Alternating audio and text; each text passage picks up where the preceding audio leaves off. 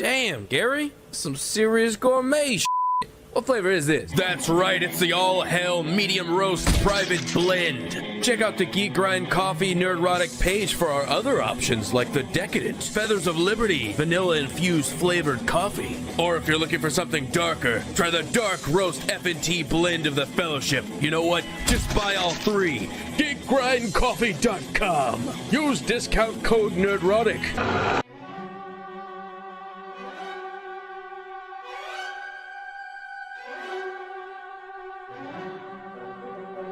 Twice as long to get the same results I did 5 years ago.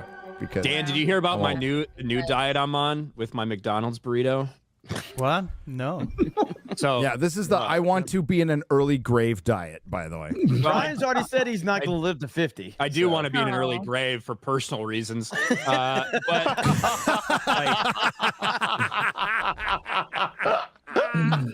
Go on. I didn't get it. What I've been doing, I want to kill myself. What I've been doing lately is cool, That's man. it. That's all he's been doing. Cool story, bro. what I've been doing lately with McDonald's is I've been ordering a couple cheeseburgers, a bunch of nuggets, and a bunch of fries. And when it gets delivered to my house, because I'm not going to go there like a fucking peasant and get it DoorDashed to my house now, right? I get 2 burritos, overlap them so it makes like a massive burrito. And I fucking cut the cheeseburgers in half, lay them out on there, put like, 6 to 8 chicken nuggets in there, cover the entire thing with fries. Then I take this cheese sauce and I spread it all over the top. I take ranch, spread it all over the top, ketchup all over the top, fucking wrap it up in a massive burrito, and then I eat it and feel like absolute shit about myself. Hello, darkness, my old friend. I've come to talk with you again. Not 500 pounds at this point. So, how do you call that? That is a hell of a sales job there. What do you wash it down with? You should Brian? call it like the That's Diabetes Diet Coke. Express or So something. last night I washed it. Last night I washed it down with a mixture of bourbon and Mountain Dew.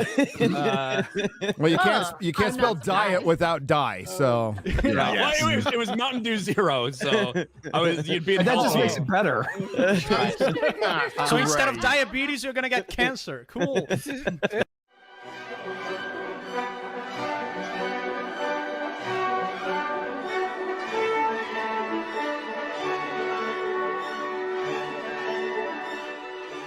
Fuck! God damn it! How fucking long does it take? Jesus fucking Christ! All right, thank you. Nerdrotic.com.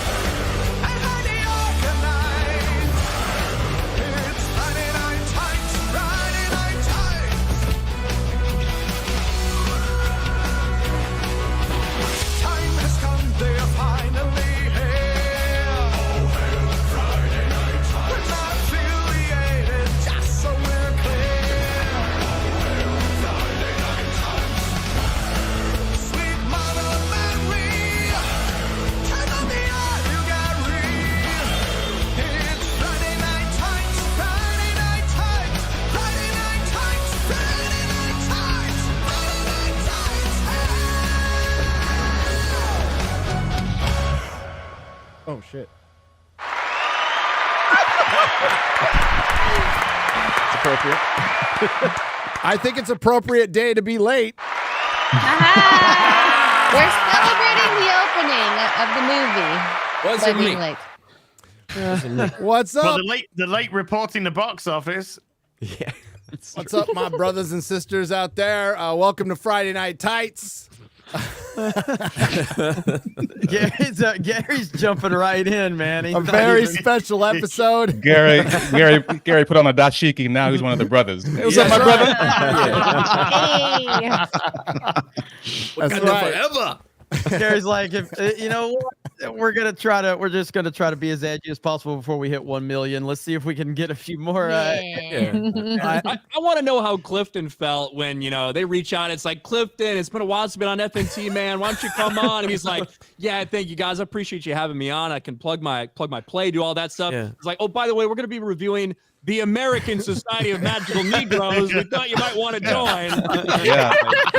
Well, my first question was, I said, well, was Eric July busy? And so you needed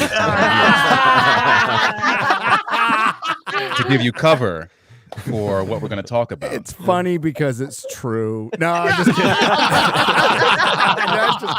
I know. No, you were our first choice, actually. So, Yeah. yes. Well, see, Yeah. well, and here's the thing, because we can all laugh and we can kind of have a queasy laugh about it. This movie could have had moments like that, but nobody involved in making it was sophisticated enough to do it. So, Exactly. Right. Oh, there's a comedy there. There's a good comedy there. Yes. They just didn't in explore it. 2008. Peele already did it. Yeah, in 2008. Yeah, it's already been done. In 2008, this could be a hilarious fucking movie. Not in 2024. Not in 2024. And I guess that's the gist of the conversation, really. It's not honestly this movie, which is freaking terrible. Like, beyond terrible. I'd rather watch Madam Web again. It's so bad, not that we would ever do this. There are 0 cam copies out there. None. None. No footage at all. Not even good enough for the high seas, okay? I don't think enough people showed up to watch it. Not even those fucking like Muslim gambling companies. Whatever the fuck. Not even they want to make sure to put that out there. Welcome to Friday Night Tights. Vegas slots time. Hey, Jeremy, running around, pissing off neocons. How the hell are you? I'm doing good. It's been a fun few days on Twitter, that's for sure. Just want to say hi to my new good friend Matt Walsh. I know all of the biggest gamers in the YouTube space. Matt Walsh, Gary. I know all of the big. What the fuck is happening? Yeah, Gary's like What's doing his taxes right now. He's like, rifling through papers. Let me cover something with tinfoil real quick. That was yeah, the tinfoil on my ceiling. No, actually, it was a map on my ceiling just fell into my ceiling fan. There goes Westeros. Oh, no. Oh, no. There goes. Wesley. How do you find your way I was around? hoping it was You'll gonna never- be- magic right Honestly, that's where most maps belong. Pinned to the Yeah, wall, man. nailed to the wall, nailed to the ceiling, wherever. Right in the fan. then into you'll a never- blade. Yeah, You'll right in never the find- chipper. Right You'll into never the find- fan. Gary, But, you'll yeah, never, you'll, Oh, go ahead. Go ahead. so Gary, you'll never find your way back to Wakanda now. I know. And all I got was this T-shirt. Bombay. It won't be. Yeah, it's been a fun few days though on Twitter with all the GamerGate 2.0 with IGN shutting down the replies on the Resident Evil article. Matt Walsh doing exactly what I said he would do, because yesterday I said he doesn't understand what he's done, and now today he's crying, saying that he's never really faced any backlash of this level. He's literally tweeted this out, and I'm like, I fucking told you, like, you don't want to, like, you've got a mixture of like gamers and anime people. Trust me, man. Daddy, chill. You don't want that heat. they don't have jobs to go to. They're online the whole fucking time. All right, they're gonna Hey, be Matt, there. have a go at K-pop next. Yeah. Yeah.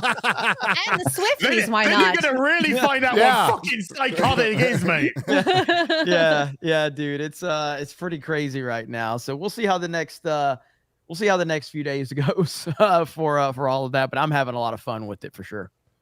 K-pop, Swifties, Snyder Cut fans. Everybody, let's get them all. Yeah, it's been Welcome to the internet. Welcome to the internet. Like I said, I just, every time I see him, I have the sudden urge to buy OxyClean, but that's me. What's up, Az? Good. Even though the American Society of Magical Negroes did not come out in the UK, it's not due out here Because you're until racist, late. obviously. Because Colonizers. Yes. Colonizers. We did. They tried there it. is a colonizing They sent it line. over. Oh, there's a colonizing line in it. It's There so is. cringe. Oh. That is bad. Oh. I hate Matt Walsh. No, the thing I liked most about Matt Walsh's piece was it was actually incorrect and had plenty of inconsistencies in it. But I guess that's what you get when you try and dabble in something you know nothing about and you don't care about anything to do with it, and you've been slagging all the people off in the sphere for years about stuff like that, and then you're just like, wait a minute, are you telling me I could potentially make some money from this with a sponsor to stick between the... Sign me up, fellow gamers. How you doing? Well, my favorite was when his producer adopted the exact same talking points of the left by calling gamers man babies. So, my favorite part is Jeremy being a leftist. So Oh wow, that's my I missed favorite that one. part. Yeah. This guy that has a dedicated fucking Trump love show every fucking night is a leftist. Like, good Yeah. Lord, what? So Love. yeah, I don't it's even been- know it's why That been goes fun. beyond love. Yeah. Not like I used the GamerGate meme on Matt today, and his audience is so confused. The whole like the woman throwing opinions or throwing the shit Yeah. over Oh, the yeah. internet wall, Yep. and then the internet throwing it back, and then the woman going misogyny, Yeah. and then so now like they're all so confused. His replies, they're like so confused, like what the fuck is this supposed to mean? And a few people are finally understanding it. do That's the fucking math. yeah, it's gonna be fun. It's gonna be wild, and it's felt like it's felt like old school Twitter for a few days. Just kind of It like has. chaos and a shit show, Well, which is what it should be. I mean, yeah, it baby. really is, because I mean, the whole emphasis of this argument is still out there too, with Kotaku biatch out there running her mouth still, and Alyssa Mercado. And Black Panther dev. I like my name I better. don't hire white people. yeah, oh yeah. I want to create a safe environment so I don't hire white people. Now, I'm not saying that white people create an unsafe environment. That's not what I'm that's saying. just what you just said. That's not what I'm saying. We no, just you feel just said unsafe. that. That's not what I'm saying. You just said that. And we just saw an entire movie about that, or Yes. some of us did. What's up, Ryan? I know you saw it. I did see the American Society of Magical Negroes, and it was, again, this is something that's claiming that it's satire, but really I think it's just a virtue signal disguised as satire, which would explain why it's not funny at all. Well, for it to be I satire, can- it would I require can to have say- satire. Yes. I can also say that there was too many good black people in this movie to count, so I gave up. Oh. More than Batman? More than Batman, yeah. Wow. That's a lot of nice black people. Yeah. Clifton Duncan's like, where the fuck is Eric? I need to get the fuck out of here. Clifton's probably thinking, I should have got baked. I really just should have got fucking baked. Yeah, I really wanted to. I just didn't have time. No, but you know, You have time. Isn't there gummies? It's no, I hate gummies, but it's ironic just because you can the main character in that movie is literally, I mean, it's a whole movie about being a nice black person. I mean, it's literally what it's about, but it's really it's reflective of their own self-hatred and insecurity. I mean, one of the climactic moments is him being like, I just figured out that I deserve to be alive. I'm like, you know what, you could have gone to a therapist and figured that out as well. Yes. That sounded like a personal issue. The whole thing was a personal issue. Yes. And we'll get to that, because that's where it really, I mean, we've reached a crescendo with all of this stuff, but the end of the film, because it was boring for most of it, but the end of the film, straight up Barbie, Gen Z Barbie moment. It was, but worse, makes the Barbie speech almost look logical. Almost. Hi, Chrissy Mayer. Hi, it's so great to be here. Yeah, I'm so excited that I got to see this movie. I saw it at 11:30 in the morning today, and I brought my mother-in-law. And I look over, she's checking her phone in the middle of the movie, and as soon as we walked out, I was like, She's like, that was even worse than Bros. Oh wow. Oh man. So I drag her to all my homework films.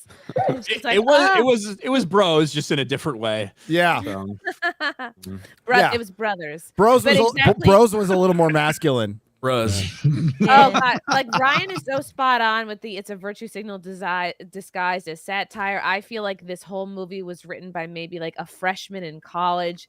It's not even self-aware enough, and like they left out huge chunks of reality. Like they make it look like Black people are the only people who've ever struggled in their lives for any reason, and they also leave out the reasons why perhaps some groups of people are like not at ease around certain groups. Let's of, not get bogged down with statistics, and also not- the who the needs frame all of that? reference where it comes from is like hipster LA. Like, Yes. okay, like what's he worried about? Getting a latte spilled on him? You know, getting or And- spilling a latte and on some other exactly hot your, girl. your there you go. point Oh, he on- did.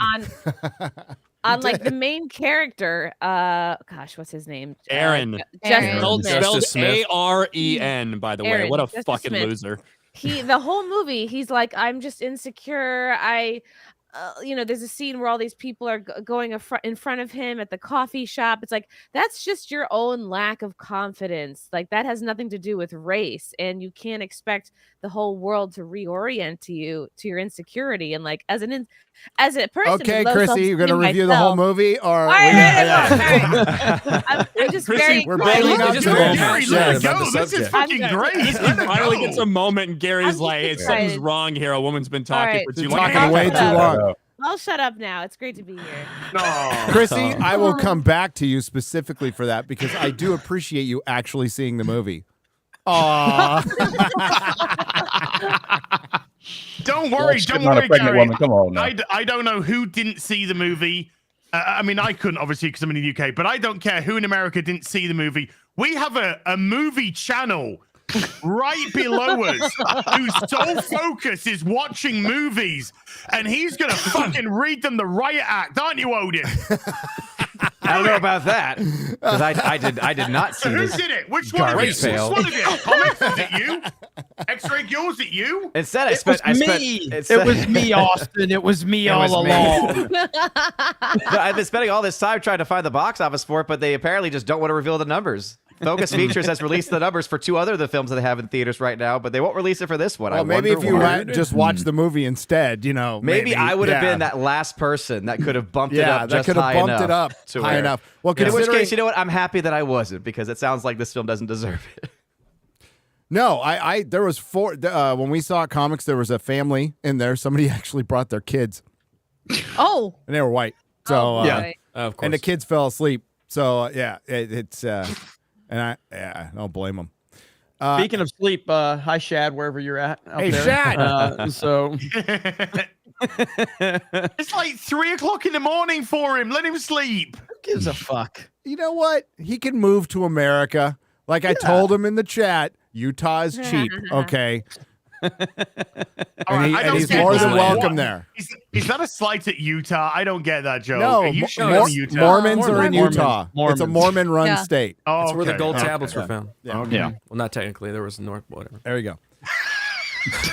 It's a whole backstory. Okay. Hey, Quarter Yeah, Live. there's- Hey, I'm glad finally a movie is made for me by a partially white director, writer about the deep intricacies of living a black life, acted by a partially white actor.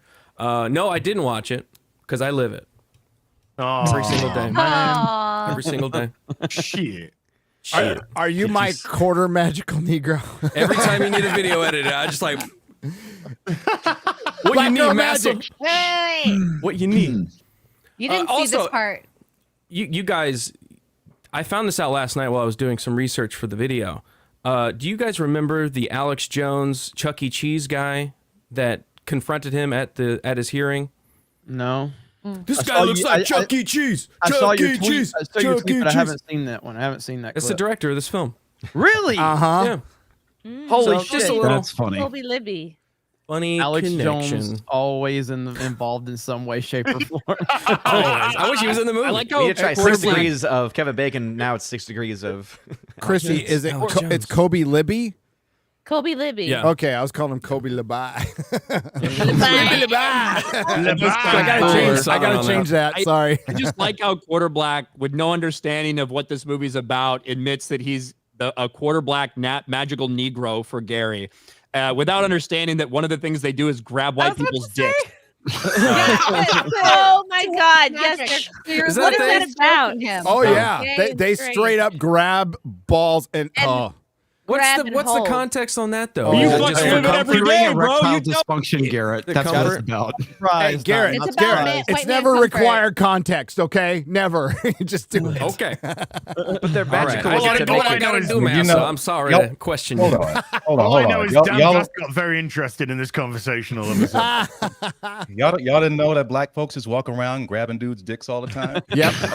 You know, I wasn't That aware. is All a the time on the staple. That is street. a staple of African American culture. Damn, Saying hello. I must I have just got missed the learned. memo on that one. According to P. Diddy, that might be true. Yeah.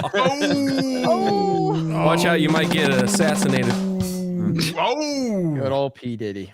Oh, P Diddy. Well, It all he went told you down. he It won't all stop. went downhill for him when he changed it from Puff Daddy to P Diddy. It was kind of over at that point. Like when he was Puff Daddy, he got away with like the Tupac murder. He got away with everything, and then as soon as he changed it to P Diddy, now it's all downhill from it. You know, he's probably going to get caught for the Tupac shooting back in New York, all that. So tough. Go back to Puff Daddy, and everybody will forget. It'll be back. I'll be missing you all over again. His That's what they'll house be just loving. sounds like Epstein's Island for black rappers.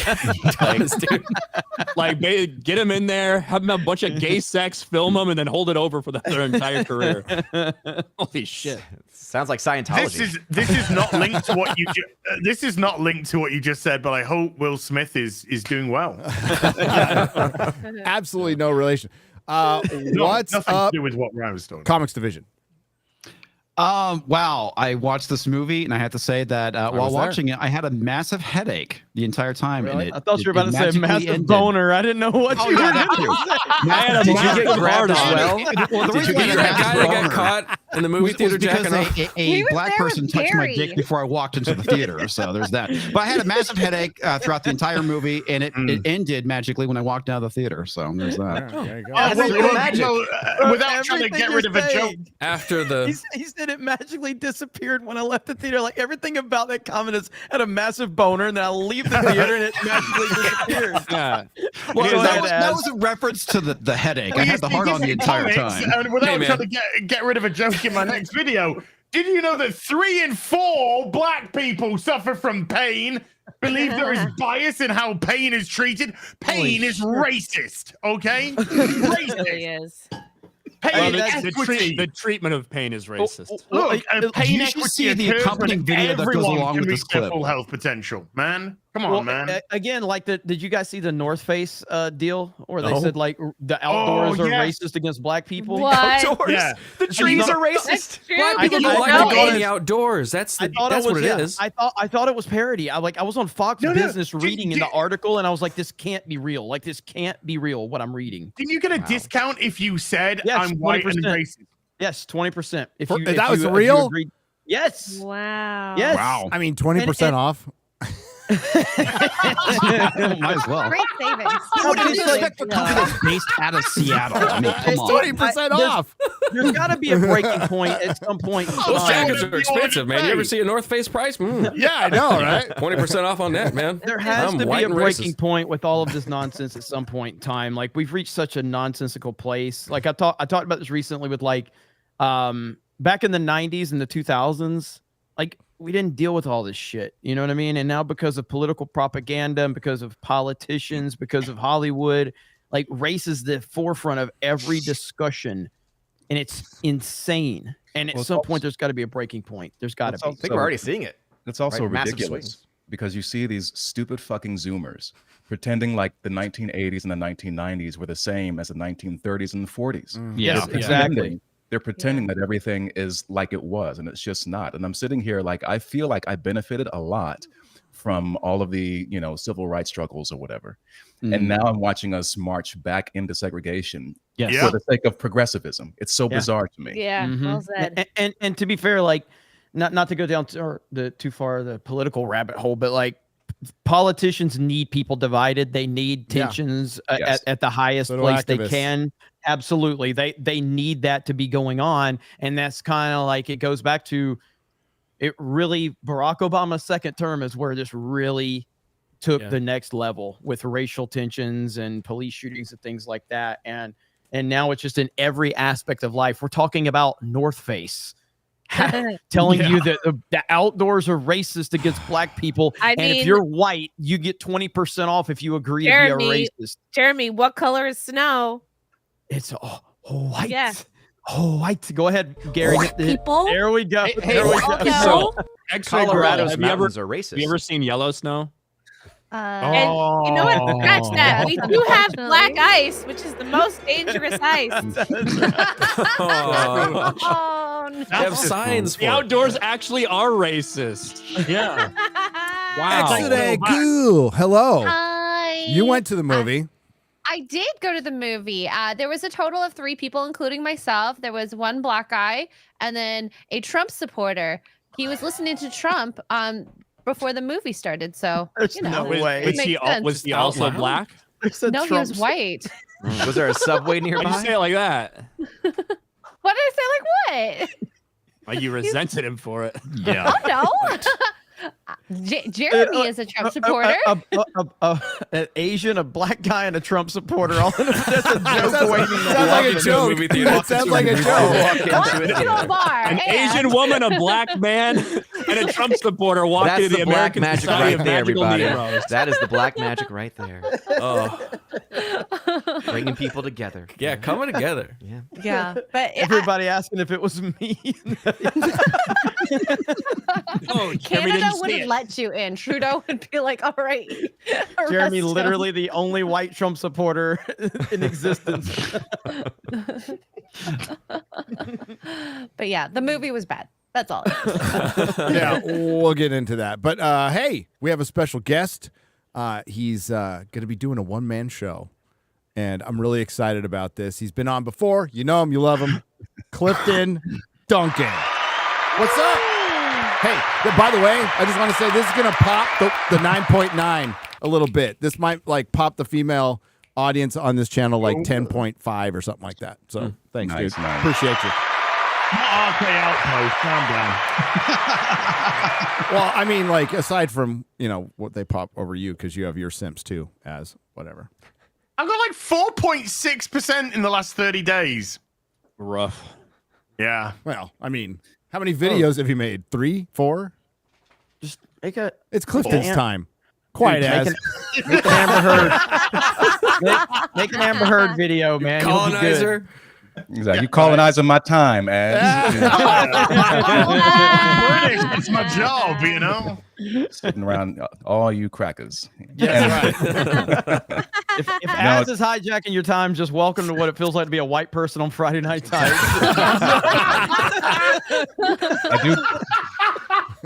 I do think it's funny though, because I think that my fundraiser for the Soul Play has actually made more money than the Magical Negro movie ever will. Yeah, I agree. At least we can see yours. I mean, by definition, it's already made more. Yeah. No, they're angling for that $1,000 opening weekend right now. So hopefully they'll pull through and figure it out. But what's going on, friends? How are y'all doing today? Good afternoon, evening, whatever to the chat. I see you all showing some support and some love in there. Always appreciate y'all. It's good to be here. Good to be back. Ready to have some fun. I just texted my weed guy. We'll see what happens. He takes one look at this show and goes, "No, you're off the client list." No, you know what though? He's actually pretty based. He's a pretty based dude. It's pretty hilarious. So do you have do you have Do you have an old school weed guy, or is it like just like Uber Eats? You can just order it, like, because I don't know how it goes. I don't know what states are legal or whatever. Yeah, do you have to get in the car and drive around with him? Do you have to go? No, do you have talk to him? So to clarify, do you have to go to your weed dealer's house and listen to him complain about his old lady while he slowly weighs your fucking weed for like 4 fucking hours? Because that's the way we had to do it. No, he drives up, and then we do our thing in the car, and then I get out and leave. So it's the old school thing. But there's dispensaries around. It's weird because I'm in Atlanta, and it feels like a second California. It's like everyone it might as well be legal, but it's not for some reason. It's bizarre. Yeah, back in Gary's day, you had to go cut a bitch to get some weed, but now it's a little easier. So that potential was always there. And that weed had stems and seeds and shit all in it. Sandburrs in it. Yeah, it was shit. Hey man, you got some grass, man? Dry as shit. Yeah. Got some hippie lettuce. Now, do they still have fun names? Like, oh, this is this. The devil's lettuce. Yeah. Oh yeah, it's like cookies and cream and Girl Scout cookies and rainbow titties, all kinds of crazy names. Rainbow titties has got a whole new meaning now, mate. Progressive weed. That's Az's favorite. As soon as you said it. I wasn't even gonna say anything, Az. I figured, we'll let it go. Yeah, let it go, why? yeah. What the hell? You guys are getting soft. What's going on with you guys? Well, that was comics when he walked out of the movie. I was ready Headache to gone. comment. Headache gone. Speaking of boners during movies, I just saw this fucking story. Yes. I have to share this. Yeah, I can't not share this shit. It just popped up. Culture crave. A man has been arrested for masturbating in a screening of Love Lies Bleeding. Oh my god. He ended up falling asleep with his dick out. In his hand. Oh my god! He's got a fireball. Is that food next Some to him? Jack. This dude is living the fucking life. He's got This is a vape. There's a He's got picture. liquor. I saw somebody say you had a command center going. Like, he was just like, Is that Fireball? He like Yeah. set up. yeah. Looks like it. Bro, like, Wow. He was set up for a picnic in there. unironically, this man is my hero. I just want to say,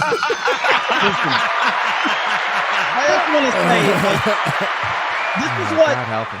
and this is what Matt Walsh thinks a gamer is, and I'll just confirm that's exactly what Exactly. a gamer is. Right there, baby. Let's go. Let's go. This is what happens when you don't put enough titties in movies anymore. People get fucking desperate. Right? 3 minutes after Friday Night Tights. Dude, I love it. Fucking, bro, cigarettes. Look at this shit. Cigarettes, vape, liquor. Like, my God. Dick out. Falling asleep. Dick out, jerking off, a smile on his face because he fell asleep after he came. Like, this man is my hero. Let's get us back to here, America. Real man of genius. He is looking at you, Theater Jerker. Thank you, Odin. I was trying to come up with something. He's a real theater jerker. Oh, dude. You know, not all heroes have their pants up, so that was. Hey! Good morning, He finally woke up from his nap. Finally woke up. I can't keep track when you guys change daylight savings. I mean, I'm on time on my end over here. Look at this guy on Black People Time. That's right. That's right. It's not like our producer didn't tell you or anything. But, I didn't get a message. What, yeah, when? are you calling X-Ray Girl a liar? I'm looking at my messages. There's nothing here. You have dishonored her family. It was in the group chat, the business chat. Yeah. Because I hadn't even responded to it, saying, "Was this for all of us or overseas people?" Well, okay, so it changes in a couple weeks in the UK, right? Yeah. Okay. When does it change for you? Down under. I don't know. I'll find out. Probably the same because you're Commonwealth scum. Yeah, maybe is a. I want to say it gets worse for you. So, Shad. Did I miss the riveting talk of magical? Not yet. No, Not yet. You missed the introductions. That's pretty much. And you missed the guy getting caught masturbating in a theater. And then falling asleep. And then falling He's asleep. called comics division. After letting us spread.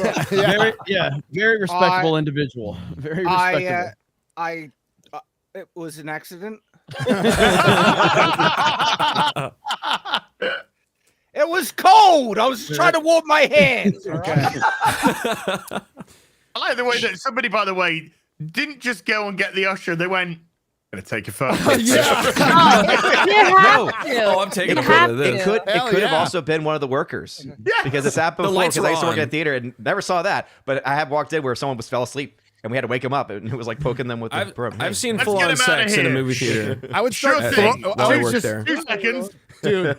Yeah, I wouldn't poke him. I'd be like down the end, like throwing shit at him, just hoping he'd wake Just up. popcorn. Because I don't know how he's waking up. Okay, Juji I fruit. Don't want it. I just don't want to be there. Yeah, yeah.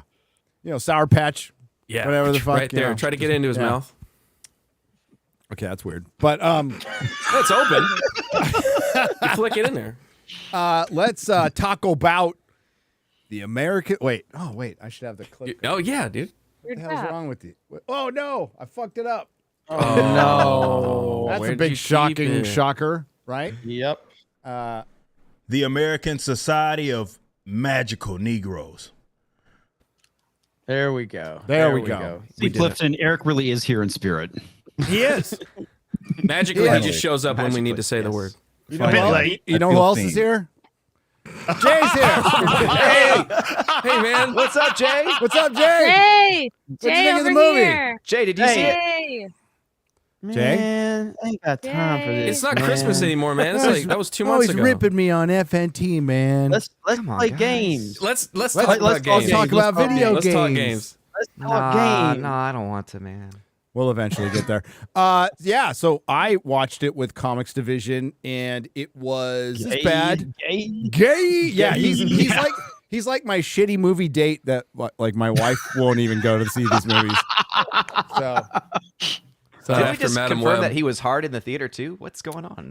No, I had Did a you have a headache. seat in between you, or did you sit next to each other? apparently I sat way too close, knowing what I know now. You lift the arm. Okay, just saying.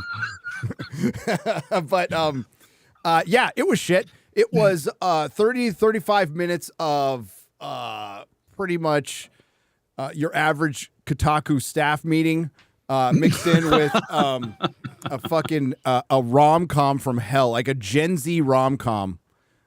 It was really Was it funny effing or boring. romantic? No, we heard one cackle in our theater, and it might have been for something else. I don't know if anybody else got a laugh in any of the theaters. Not a single one from the people sitting near us down the down the aisle, but nothing.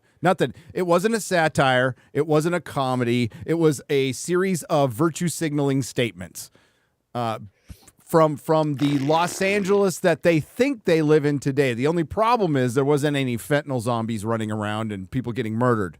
Or human feces. Yeah. Or, human trashed on the feces. streets. But Yeah, they tried to Or make it just like the black Silicon, sludge that's on everything. the Silicon Valley era of LA. Like it's not current day at all. yeah, which like wasn't even there. I mean, yes, they have a couple of tech companies. Not really what they're known for, though. Not what they're known for. And yeah, it's very hipster LA, and everybody was a caricature. I mean, every freaking character was a caricature. Oh, yeah. The white people were like cardboard cartoon characters. It was so condescending. And there was, dude, there was so much potential. You could have had Magical crackers. exactly. You could have had our non-threatening, diverse protagonist like walking around with a guy like Eric Cartman, which would have made it fucking hilarious. Like an Archie Bunker, Al Bundy, Right. Eric Cartman. Yeah. And it would have been fucking hilarious. And just had them be buddies. Instead, it starts out as one thing. It sets up all the world building, all the magical Negroes, and how the magic works. The magic was developed by, I guess, some slaves. They didn't develop magic to free themselves, but they did develop Question mark there.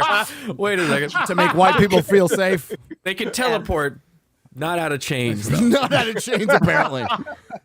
And it's a That was the question collective. was, It's a what kind collective of magic do magic. they have? I caught that too. I mean, again, it could work. It could be satirical. But satire has to be based in truth, for one. Yes. I mean, it's like Get Out, but even less funny and even more racist. It was just bizarre. I had no interest in the lead. I thought he was a charisma sinkhole. He's probably a self insert for the writer and the director. He's like this. He was the stand-in for this pervasive left-wing ideology for minorities, which says that you're pathetic, you should feel bad for yourself, and you should live your entire lives around the premises of being afraid of white people, which to me is a white supremacist ideology. I'm not, I don't care what any of y'all think about me. That's actual empowerment. And there could have been a film in here about learning how to become self-actualized and learning that you belong or whatever. But like I said before, there's nobody who was involved in making this film who is sophisticated enough to have pulled any of that off. It was so, God, I fucking hated this movie. Yeah, it's pretty bad. And one of the things I brought up, if you want to see a biting satire on race relations, just go watch The Boondocks, because it did that shit way better. And it pokes fun at everybody. And that's what Clifton was talking about, is like the truth, the truth of the world. Like there's one line at the end that was where he our inoffensive diverse male protagonist, effeminate and effeminate, says everyone's racist. Like, well, if you would have circled something around that's fine, and we'll get to the speech at the end, which Chrissy was talking about, which is fucking cringe. Like, might be the worst thing in the movie. Aside from all the racism, I think it's the worst message of the movie is at the end. Where this how was David Alan Grier? Because I'm a fan of David Alan Grier. I think he's really funny. He's been in a lot of great stuff. He's so condescending. He's got Trump derangement syndrome though. That's the thing, man. It just it pisses me off because David Alan Grier, I've been watching him since he was a kid. He's a Yale trained actor. He's very funny. Yeah. He's gotten all this gravitas as he's growing older. Broadway. He makes everybody around him look bad. I mean, he's so much better than this, but he believes all this stuff. Yeah, that's why he signed on to it. And I think it's just really beneath him. And the irony of the film is that, the whole magical Negro trope is a real thing. It's this idea that there's a character that exists purely for the benefit of the white characters. They provide the white character with some kind of enlightenment. That's basically what it's about. And what they're doing, ironically, is that they're becoming magical Negroes by trying to enlighten white progressives or white America about the Black experience. So they're literally doing what they're trying to satirize. Wow, yeah. Clifton, I find your take on this movie and your presence in general just to be very enlightening. I just want to. I'm comforted. Because I'm Black. I'm very Clifton, comforted. I feel super comfortable right Christy? now. I feel super comfortable. No, there's a lot of irony in this, especially since the supporting, basically the supporting magical Negro character. An argument could be made that's a supporting character, but it definitely was more of a trope like 20, 30 years ago. You can bleed it in today. You could say Morgan Freeman, a lot of his characters were that. That's what their the thing argument is, though, yeah. they didn't make fun. They only made fun of that twice in the movie. That I caught. There's Driving Miss Daisy, and then there's The Green Mile, which could have been funny, which could have been really funny, because if you have the guy get executed and then come back to work going, God dang, I had to fucking die for these motherfuckers. That would have been funny. Something. That would have been funny. But they never leaned into it. Too, that they kind of did was Bagger Vance. Yes. The basic premise is that it's a picture of them in front of some shark paintings, and they're like, "What's the most dangerous animal on the planet?" And they said it's uncomfortable white people. It's leave out crime statistics, leave out any reason anybody could subtle feel imagery away. there too, by the way, Chris. Standing in front of sharks. Yeah. A great white shark. Yeah, Yeah. it's discomfort, and it's like they make it sound like every single Black person in America is constantly worried of being reprimanded, killed. Bad things are going to happen for no reason. Like they never give any context. A lot of us, the last thing we see before we die is an uncomfortable white person. There are barely. I'm like, really? There's like no Asians. There's no Indians. Are you sure about that? There's no talk of the no Asian person can get into an Ivy League school anymore. There's none of that. There's only really basically Black and white people in this movie, and there's a white tier-o-meter that the main character can see. So you're assigned clients, right? And each client, it's your job to but the clients are seen in like a professional situation, and so they make it sound like every single Black person's default setting is to be difficult, not nice, not give a fuck, like constantly giving harsh truths. But I'm like, this is in the context of a professional setting, and I'm like, every day job I've ever had, no one's given a fuck about my outside interests, my passions outside, you know what I mean, like my love life. You're not supposed to have an office romance, okay? That's not a black white racism thing. Like, you're supposed to be professional and keep it outside of your job. And they almost make it seem like being professional at your job is somehow just a white quality, which is really bad. It's a horrible message. And also the baseline of this is our non-threatening diverse male protagonist is assigned to like the mediocre white guy, right? A tech bro. And how is he the gay guy? Yeah. How is he a threat? Yeah, that's one thing I was going to get to. Like as what? well. Like how is that a threat to anything? Like him not getting his job right or something like that. And then they mix in vaguely diverse girlfriend and she's super nothing. vague, super vague, super just said vague, like ethnic of some sort. Yes. But like that's all we got out of that. That's all we and got David out Allen of that. Greer's, the reason why I find David Allen Greer's character to be so condescending, there's a scene where him and the main character are sitting on the roof, and you see a white woman, the classic just been fired white woman walking with her box of desk stuff. By the way, I've been fired like 100 times. I've never gotten a box. You don't to carry get a my box. shit out with. No one ever gives you a box. And it was she's walking down the sidewalk. She's got her box of fired things, and David Allen Greer just drops a piece of paper from the roof, and it delicately floats into this woman's fired box. She looks at the paper. It says "Live, Love, Laugh," and it cheers her up. And I was like, "What the fuck is this?" Because it's a white people thing to put those pictures up in their house. I was That's like, why. "Wow." I mean, I was although triggered. They do. Okay, they do, but guilty. But not me. Eat, but Pray, other Love, people. right? That's Yeah. the whole concept of that film, right? Yeah, no, it's reductive. It's super reductive. And what Clifton just said, there has to be some truth and satire and comedy. And if you're ignoring vast swaths of it, then it's not true, and it stops being a comedy and satire. And that's not what this is. It's just a bunch of statements. That whole line where David Allen Greer and Aaron are standing in front of the shark, and he's just breaking down like gentrification. Basically looking at a white guy will get you killed. A cop will get you killed. It's just running down your bullet points of DEI over the last few years. You know what? I said, the whole idea about, the last thing a black person sees is an uncomfortable white person. I'm like, really? Is that how Haitians feel? Is that how the Rwandans felt? Is that how gays in the Middle East feel? Yeah. It's so reductive. It was so obvious and so clear that these people have such a childish worldview that's formed completely by MSNBC. They don't know anything. They don't know anything. It sounds like it was, honestly, I'm not saying being, flippant, but it actually does sound like it was written by a white guy. It is. It was. It was written and directed by a half-white man. And there's this concept deep self-loathing. And that now my everyone- watch has ended. I want to know, Clifton, what you thought of like this concept in the movie that all of the magical Negro black, like all of their magic powers will cease to work if one person, isn't doing what they're supposed to. It's Doesn't almost put the like client first. I think it ties into this almost like leftist group think mob Marxism. psychology thing. Collectivism. Yes. Collective power. All black people have to think Clifton. the same. All black people have to act You the ain't same. She black. asked Clifton. Right? That whole Here's thing. the thing, because that whole movie, it pissed me off so much because it's so indicative of how far leftists actually view black people, which is as less than themselves. Yeah. Oh, And, yes.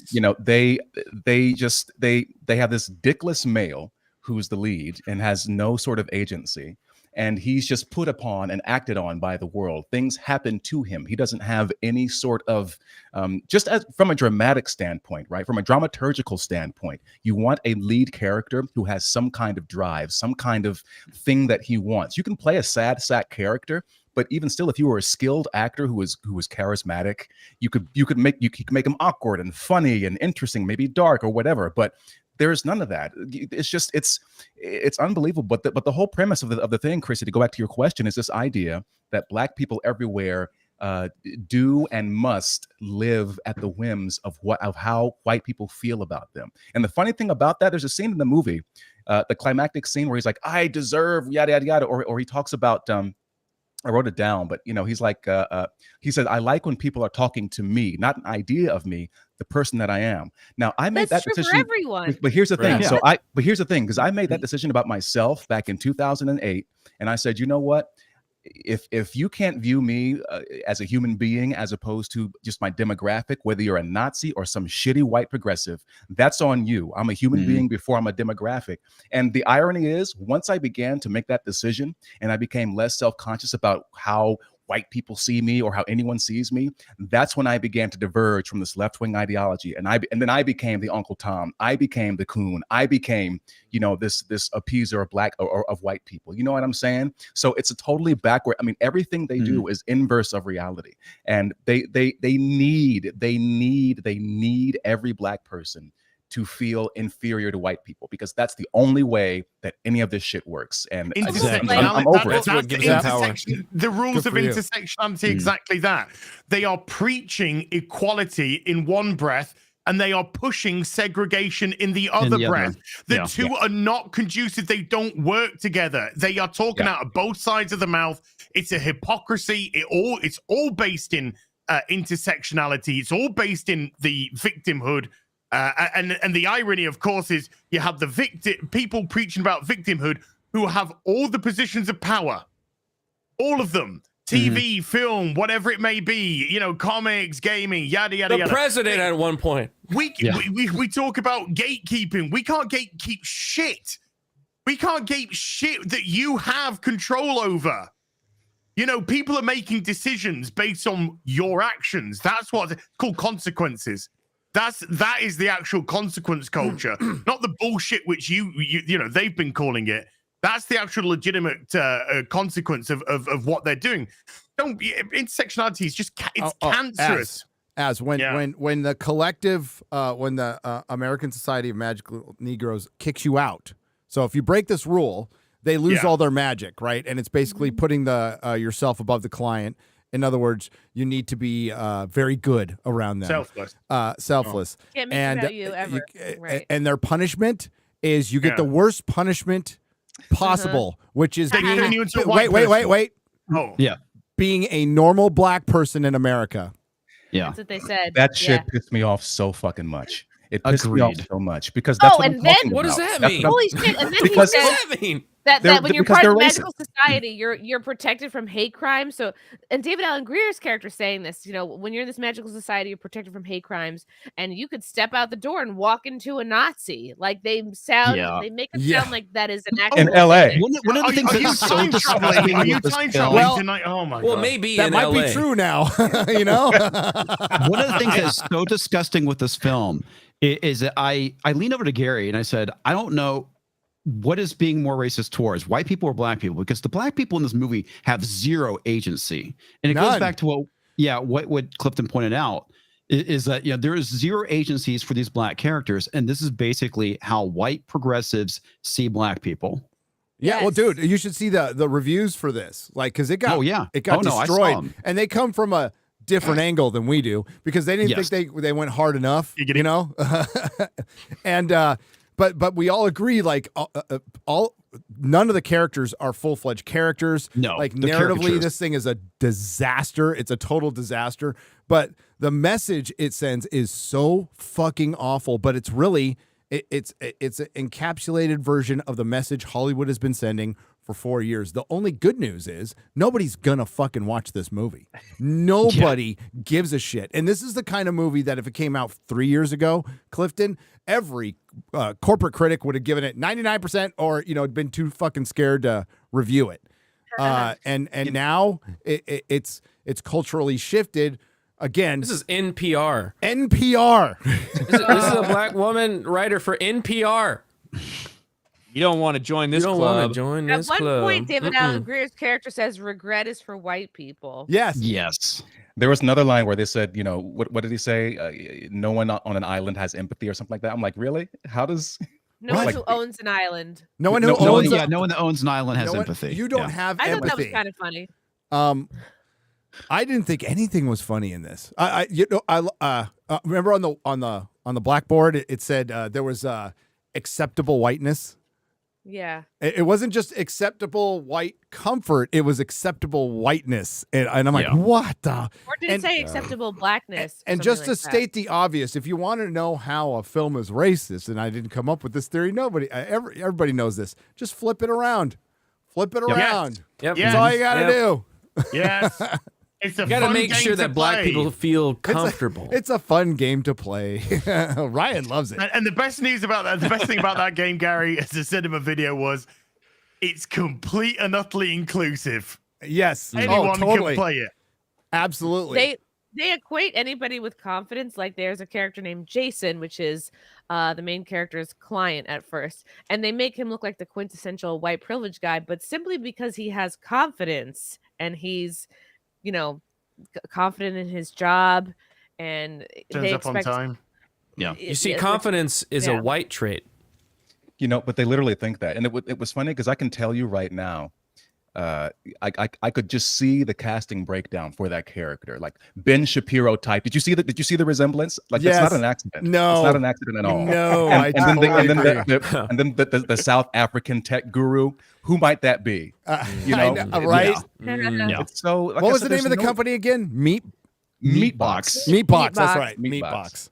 Yes. That was the one thing that I did find kind of the only thing that I found kind of funny about this entire movie was when they did get into corporate kind of virtue signal stuff. When they laid out all the actions they took, how we worked with 22 black companies, and when the George Floyd protests happened, we took 12 hours off work, and like shit like that. You know, like a couple of those things were kind of That funny, worked. like the And if critique they of would have corporate leaned more into culture, that, yeah. I mean, American fiction kind of does that a lot better. But Which again, that they're not talking about reality. They're not talking about people that actually operate. They're talking about Hollywood reality, California reality. Yeah. Their friends in California are the ones that come up to them 3 weeks later and go, "I'm so sorry, I had a microaggression. I just want to make sure that you feel okay about what I said, because I'm really sorry because I didn't mean it." That's fucking Hollywood shit. Nobody in real world that has real jobs does that. Never. So they're always just talking about themselves. Well, I had this joke. I said, you'll find way more diversity of opinion among 12 line cooks than you will among 1,000 progressives. Oh, hell yeah. Yes. That's not that whole, you know, I mean, this movie could have worked if they had the satirical, I am this white progressive who thinks he's, you know, they're so enlightened and I want to be an ally, so I'm going to dumb myself down to condescend to black, which they actually do. You could have had the sort of pro-black, you know, progressive. You could have had the regular black person who's like, I don't do all this shit. You could have had the white Karen. And, you know, and by the way, I feel like this movie missed a huge opportunity because A lot of them. Because they said, because they're trying to make black people like the most hated demographic. But I'm like, no, actually right now, the most hated demographic in America is woke white women. Yes. No one likes them. No one likes them. No, we don't. You know, Not even woke white women. I can't stand They're them. illegal. Their families don't like them. Their boyfriends are scared of them. If they have boyfriends, like their typically coworkers don't. tolerate them. They don't have real friends. Like nobody likes these bitches. But there is no character like that in the movie. And I was like, dude, Well, the movie about her? then at the end of the movie they do equate strangely it's white women or just women in general with black people, because it's shown to us at the end of the movie that the girl character belongs to something called SOSWAG, which is the Society of Supportive Wives and Girlfriends, and they make it seem like, oh, she's part of this other secret society where, and I'm like, which makes it look like all women are just faking it. We're just pretending to be supportive Well, you and are, nurturing to be and give fair. a shit about people.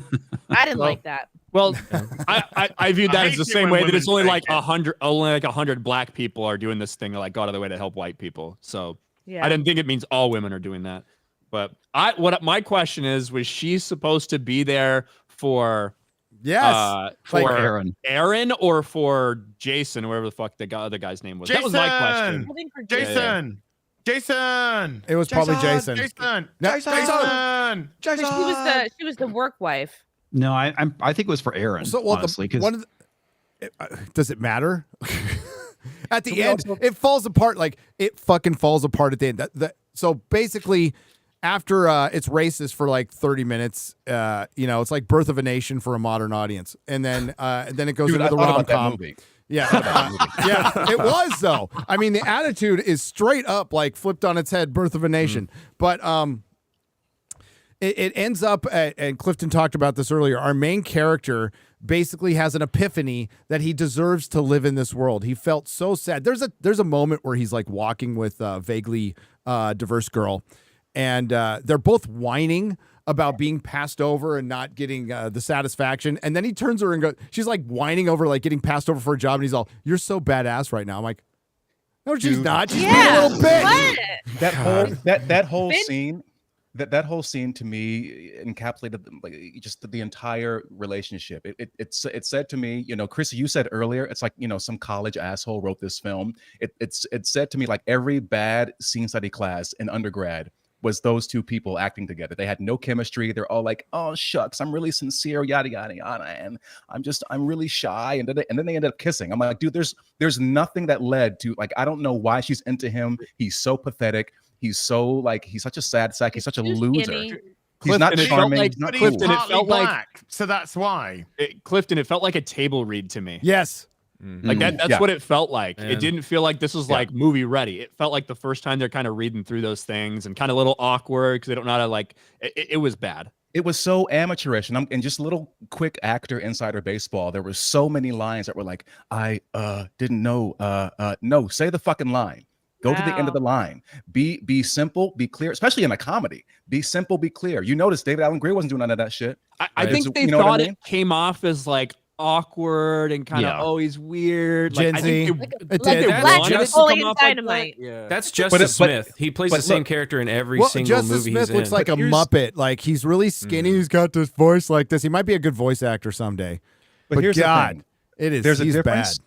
There's a difference between making the dramatic choice to be awkward and say we're all going to collaborate as a writer, as actors, as directors to create this scene wherein these characters are awkward. It's another thing where me as the audience member is saying, these actors look fucking awkward. Like, what's going on? Like, you know what I mean? And that's why it seems amateurish, because it seemed like they didn't know what they were doing. That's the thing. Versus, it's two awkward people kind of trying to find themselves and together, and it's a nice kind of relationship. It wasn't any of that. And a first-time director going on and taking on concepts like this and a comedy, it's like, hey, okay, props for trying to swing for the fences. You struck out looking, but like, I was like, you know, there's no way the dude's not a virgin. He's got to be a virgin. That's what I was thinking the whole time. You make it sound like all black people go around thinking, I have to make white people feel comfortable or else it's going to be bad for me. It's like, don't you want to at your job be polite, be cordial, be easy to work with, be likable? Don't you just want to be likable, like, for your life? Like, why does this have to be a race thing? No, in the trailer they show him opening the door. Well, they show him holding the door for people. Because it's about intersectionality. It's always about intersectionality. So they want to be a victim. Yes. They want all the benefits of something else while being a victim at the same time. Because they don't have to work for anything. When you're a victim, you don't have to work for shit. Well, the one thing that really annoyed the shit out of me, having worked in corporate America the majority of my career, the way they were portraying certain things, specifically like the chick getting passed over and the white dude getting picked to give the speech, literally happens to everyone. Yes. It's not just that's like the whole point of this movie. Like right at the end, he has that epiphany that I deserve to live in this world. It's like, bitch. We all feel that way. Yeah, we all fucking feel that way. It would have made more sense if it was about him coming to terms with his awkwardness. How about the anecdotal story of him watching a guy get mugged, and it was a white guy, and because he was a white guy, he was surprised he was getting mugged. Oh yeah, that was fucking stupid. He's all, I wish, and then he goes, no wait, he follows it up with, I wish I could feel that. I wish I could feel that comfortable. I'm like, where is the story going? I thought he thought he was going to give him a present. I don't expect it. I know. Nobody fucking thinks that when they're getting robbed or mugged. That's the same so divisive bullshit that that was my main problem with Barbie. For whatever, if you like Barbie, that's fine. Like, it was for girls, cool. But my main problem for that was it was divisive. It's implying that only women have these problems. Only women have specific problems that we got to sit down and listen to. Only black people have these problems, and no, everybody has problems. Everybody goes through life and has different struggles and doesn't get the job that they want and then has a breakup. It's fucking life. Dude, life is hard. I feel like this is a little different than Barbie. Barbie was very focused on the female aspect and, hey, these are the specific struggles of women. Not saying that men don't have any. This one was specifically saying that white people are why black people have to act this way around everyone. Like, that if we I get what you're saying, but it's very different when you hear the speech, that's why I was like, I wish we could find it. There's no clips out there, obviously. I wish we could find a transcript of the speech at the end because it's so fucking retarded. It's like it actually makes the Barbie speech sound like it makes sense. It's so dumb at the end. He but says in this rant, because it's a rant that gets live streamed to like this whole company. The whole company. It's supposed to be this big, you know, I don't know, presentation, and you only want me here because I'm diverse. But he says, I live in a country that makes me feel like they all wish I was dead. Everyone's indifferent to whether or not I exist. I deserve to be here.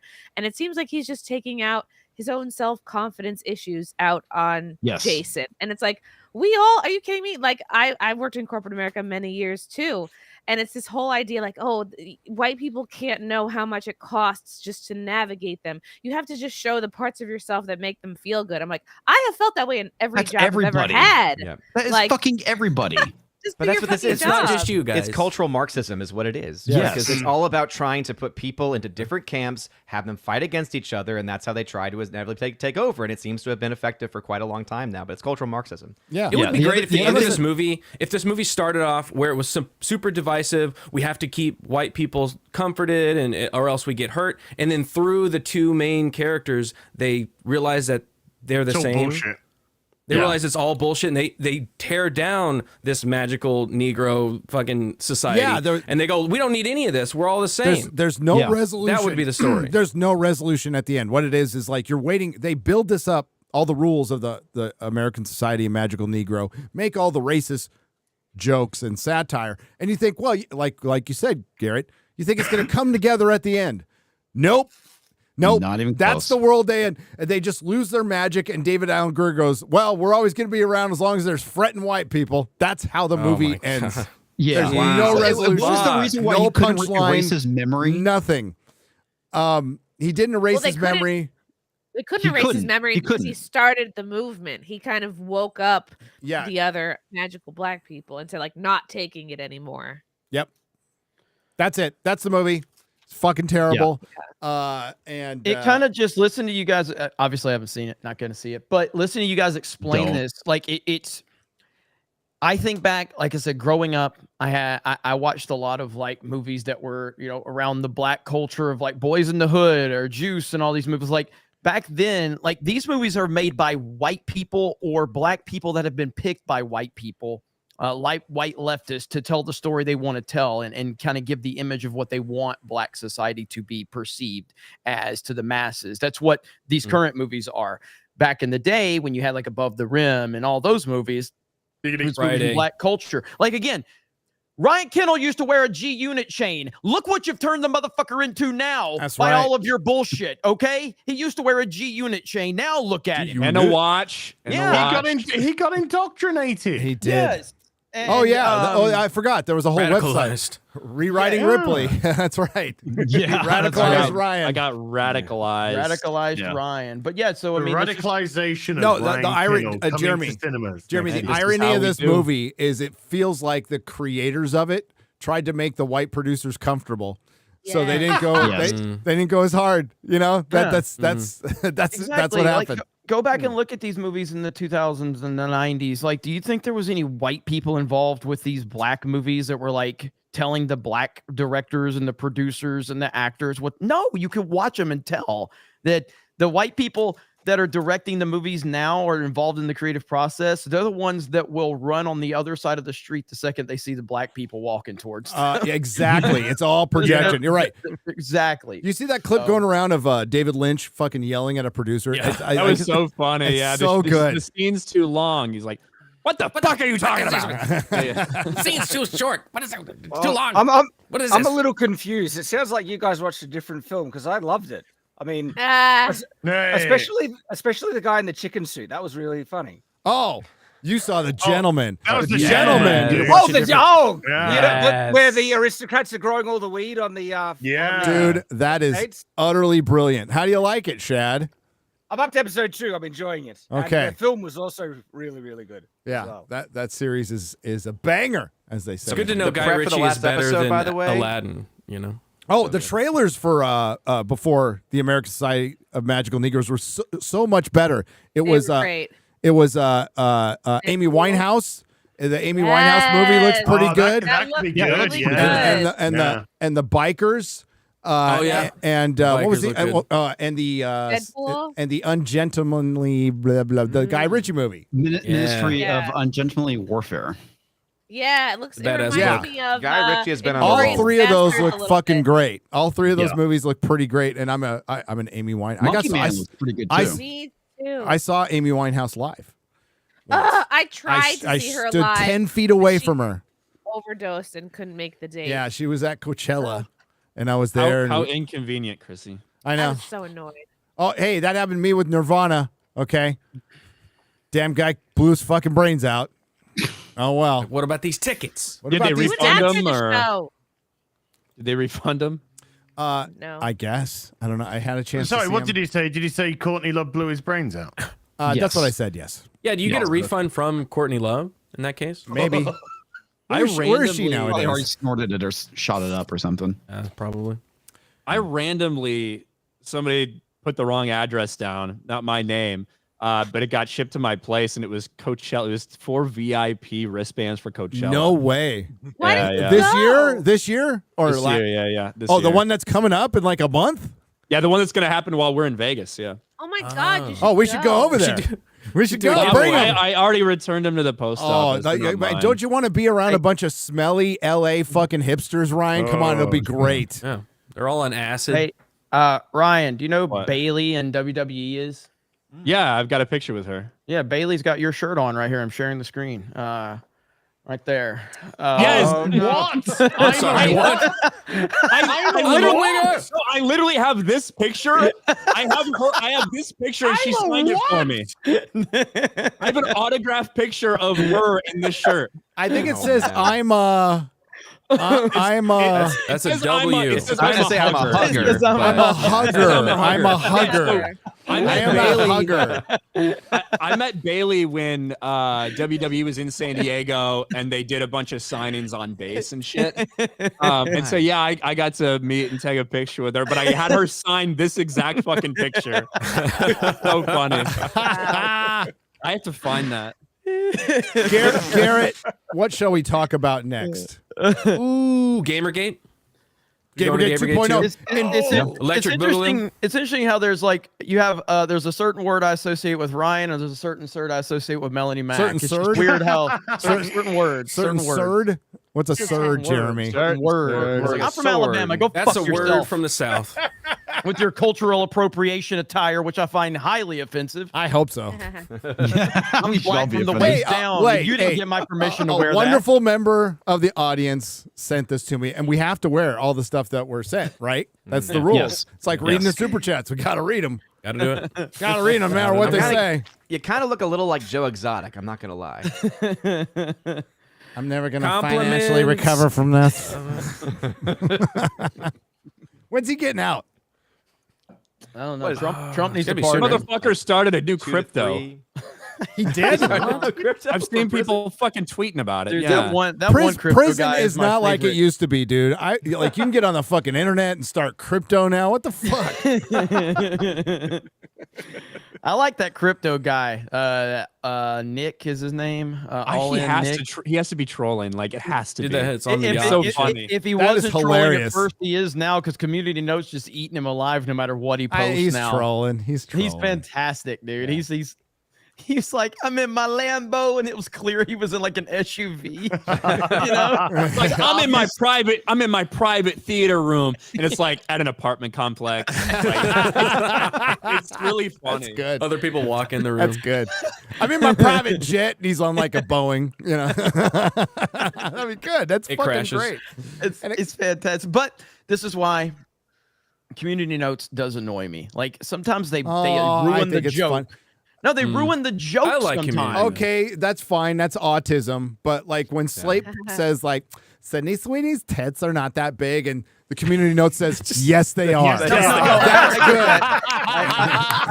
No, I'm not Everyone's like, saying "You there get aren't. one." I'm not saying there aren't awesome moments with it, but at the end of the day, I would rather just the internet just handle itself, and the I internet agree. would destroy I am- those comments on Slate. I miss the wild, wild west. I do. Yes. I do. And I guess after years of it being used by the powers that be to tear down legitimate things, it's nice getting a little bit of, recompense for that. Yeah, I mean, like I said, there's always a community note where I'm like, oh, it's so good to see this account getting crushed for their lies. But ultimately, it's just like the dislike button. Don't remove it. But then they did remove it. Well, guess what? You remove the dislike button. Now the comment section is just going to eat you alive. And if you turn the comments off on YouTube, then you're just showing that you can't handle it. So either way, it's just I think there's too many memes that are just like inside jokes that like community notes comes in there like a hall monitor. Don't get it. Yeah, and it's like, here's what's really going on. It's like, shut the fuck up. We all know that. And that's what Twitter was built on, like back in the day, was memes that weren't not everybody was supposed to get. Okay. Yeah. I had to find the proof. I found it. There you go. Signed by Bailey. At first, I thought you said she signed the shirt itself. It says, I'm a hugger of hugs. I don't know. That's what I don't know. I don't know. I'm really not sure about that. So it's all been, right. Well, Go on, Gamergate. I feel like we should go back to the origins of Gamergate and the person that brought us the knowledge of Gamergate, Matt Walsh. Well, we have an article on geeksgamers.com that says Dan Vesk started Gamergate. Oh, I'm sorry, I forgot about Dan Vesk as well. It's come for you, gamers. So I wanted to just play this on FNT real because I quick, know everybody's seen it. But let's can we play it. just say, can we recap how Gamergate 2 actually started? So Dan Vask clipped an as live stream and then put it on Twitter so neither of them can make any fucking money. Real man of genius. I truly do like no bullshit. It's a like, gift to the world. I do believe that this is the beginning of what has happened right now. This is the early pieces of it. That was the seed that kind of sparked all of this, and then so that blew up. As went mega viral. What kind of seed? Every as went mega viral. Everyone reacted to his Starfield rant. Then, and it's like a layered thing. Then Starfield was a piece of shit, and then Az got proven right because all the people were basically going after Az that were trying to defend it, but Az was proven right. Starfield was actually a piece of shit, and then that kind of went away for a little while, and then recently the Sweet Baby Inc. stuff pops up, and then Actman gets involved, and then he got eaten alive because of his attempts to roast Az during the Starfield rant, and of course everyone else has started to talk about all of this, and I thought it was really clear when I saw Asmongold's video on the Actman and Az situation, where Asmongold reacted to Actman's video on Twitter, but he didn't react to Az's. And Asmongold was trying to play both sides, but you could tell he was being more sympathetic to Actman. His entire comment section was pro Az. Yeah. Every fucking comment was pro Az.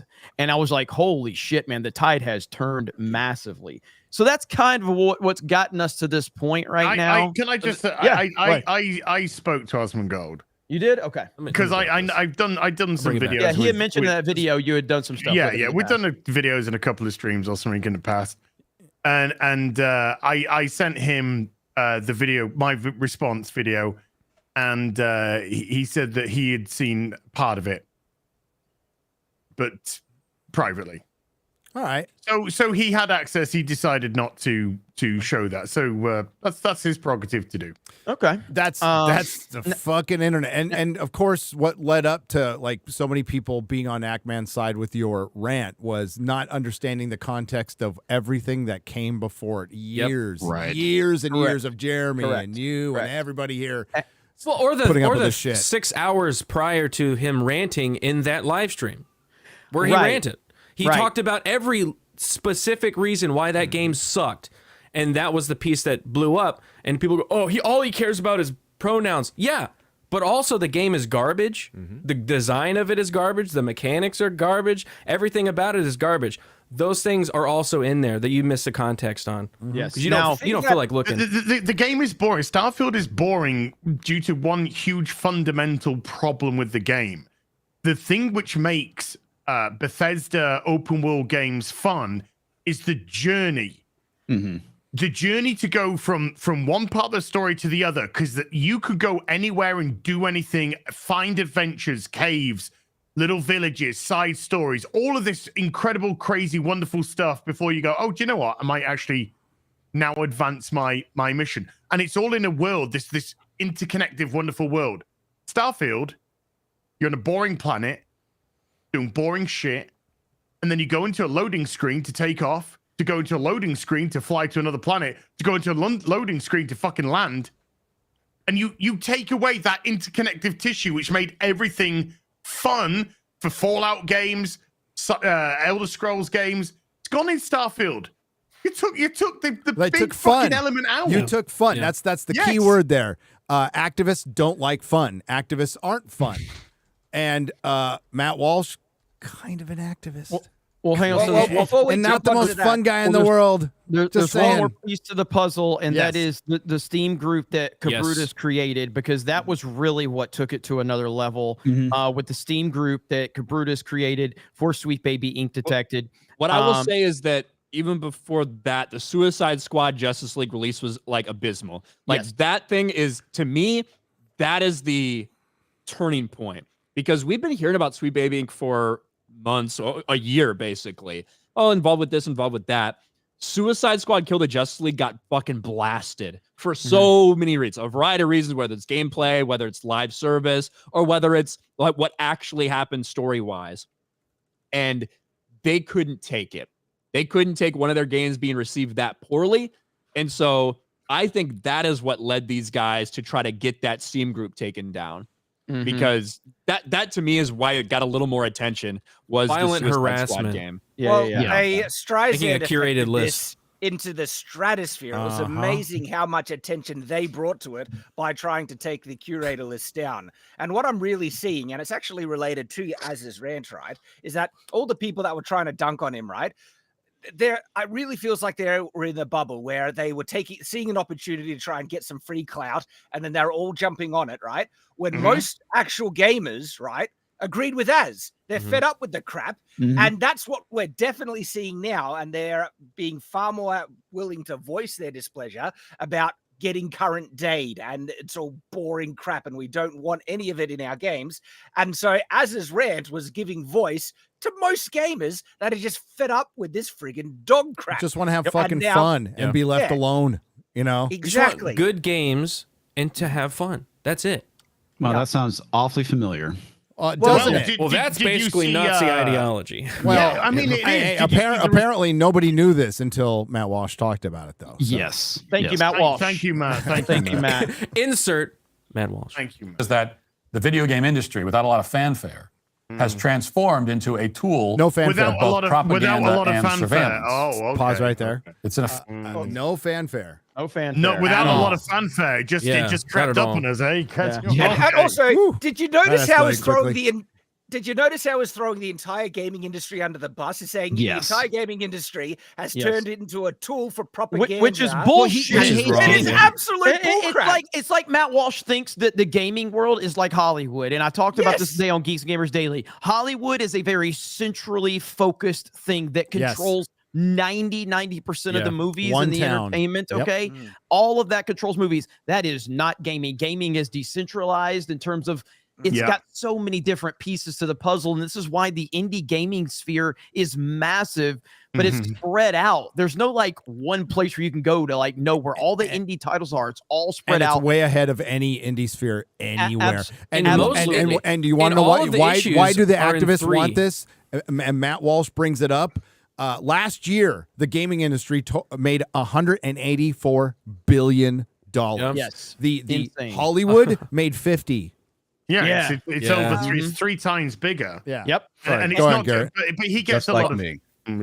Well, I was going to say all of the problems are in the AAA sphere. All these massive companies, EA, Activision, these are the problems. That's the Hollywood of game industry. Well, like you guys are saying, AA, single A, indies, one person, it's not a problem because they can't afford to buy all these consulting firms. They don't care about that. They just want to make good games with fun gameplay loops. And we have, but he doesn't know examples. that, Matt. Yes. Well, the thing is we have several examples of those indie titles dominating the gaming sphere, just with Pal World and Helldivers, right? Yeah. And so he's completely off base. But what he said there is one thing amongst several in his entire video, where he's actually taking a dig at gaming generally. He doesn't like gaming, and so is using the Sweet Baby Inc. controversy as basically a tool to further his own message about gaming bad, because his ultimate takeaway is for kids to get as far away from games as possible. Essentially, Matt Walsh essentially. He's Jack Thompson 2.0 at this point. Yeah. Well, I don't know if he's put anything up his ass yet. Sorry, adjacent. We don't know yet. No, that's Jack Murphy. Jack Murphy. This screen cap. Jack Thompson was the guy back in 200005 complaining about video games and how video game violence. Oh, right. Oh, sorry. Yeah, not Jack Murphy. Jack Thompson. Completely different. I mean, Jack Thompson might have put stuff up his ass. We just don't know. Still don't know about that. This screenshot. We're this not screenshot ruling it right out. here. We're not ruling it out. This screenshot right here of Matt Walsh, to me, perfectly symbolizes why these people will never get anywhere as far as the quote unquote culture war. It's the fucking banjo, isn't it? It's this boring, plaid-shirted, bearded, nondescript dude who's shitting on. I mean, these people shit on everything from anime and comics to video games. They shit on, they shit on music. It's a joke, guys. Swimsuit calendars, everything. And then they're like, man, how come everyone thinks we're not cool? No one thinks you're cool. You're not. No, because you're not. Well, you're just and not. One thing, it's like, look, right. Matt, if Matt Walsh believes what he believes, right? It's cool if you want to only play banjo and smoke cigars and drink whiskey. That's cool if you want to do that. Fine. But if you want to talk about video games and actually have a good faith argument about it, bring on somebody that knows something about video games and show some respect to your audience. No, he doesn't show respect to that. That's the problem. I think he believes that like his wife should be churning butter and his kids should play with like wooden blocks for like 5 minutes a day. I mean, that's and they should just walk away from video games. Fuck, like okay, sure. Let's just change the direction of the sun. Do you know why people are turning towards video games? Do you know why it's 3 times bigger than fucking Hollywood? Because it offers so much more than Hollywood fucking offers. Yeah. Yes. That's why it's a form of entertainment that has morphed into so much agency for that player, not just agency but convenience at the same time. Sat in your own home, playing your own adventure with your own character, do your own fucking shit. That's one of the beauties about gaming. Or with friends. And it's not just kids. Friends. It appeals to every single demographic. That's why it's getting massive, because they've broken the code on how do we appeal to kids, how do we appeal to teens, how do we appeal to young adults, how do we appeal to adults, how do we appeal to older people. Fucking hell, when the Wii came out, my fucking 70-something-year-old mum at the time went and bought one. Everybody was buying a fucking Wii, because Nintendo broke the code on how to actually even bring older people into gaming with fun little Wii Sports and all this sort of games that came along. Well, even on top of that, there's this aspect of, I mean, I was a kid in the 80s. I was playing Nintendo, but there were people who were in their 20s in the 80s who are also gaming, who are older now and still enjoy the hobby. So this whole idea that it's a bunch of, kids, yada. I mean, you can find 60-year-olds. There's a woman on YouTube. I can't think of what the channel's name Warcraft. is. Skyrim. No, Skyrim. No. It's someone different than that. It's some old lady. She's got to be in her 70s maybe. Who's her whole channel is about video games. And it's not whoever you're talking about, but if there's more than one, that's hilarious to me. It's fucking great. great. It goes to show how big the hobby is, how expansive the culture is. Hobby. Yeah. You see right there. Please hobby. tell me what's a proper hobby. What's a proper whittling hobby? Wood whittling? Whittling? Yeah. Banjo. And again, if you love playing banjo, that's awesome. But people also love playing games. It's really hard to play, by the way. It's called a fucking hobby. My favorite hobby is here's a word from our sponsors. Right, exactly. At the end of the day, I think that Matt Walsh and his platform, probably talking to people who have no fucking idea what's going on. I think overall it's a net positive for people to know what's going on in the video game industry. I think his take about people should walk away is not right.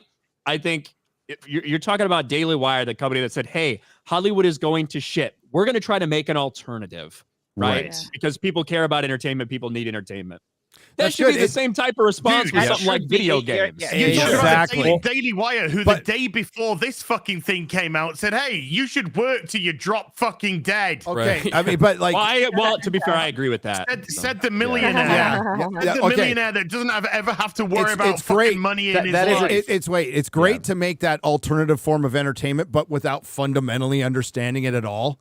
That's a problem. That's part of the problem. Now, Jeremy Boring has been a producer before. He's done some stuff, and it's fine. Your host can have, and yes, it's good. You're right, Ryan. It's good that people are talking about this.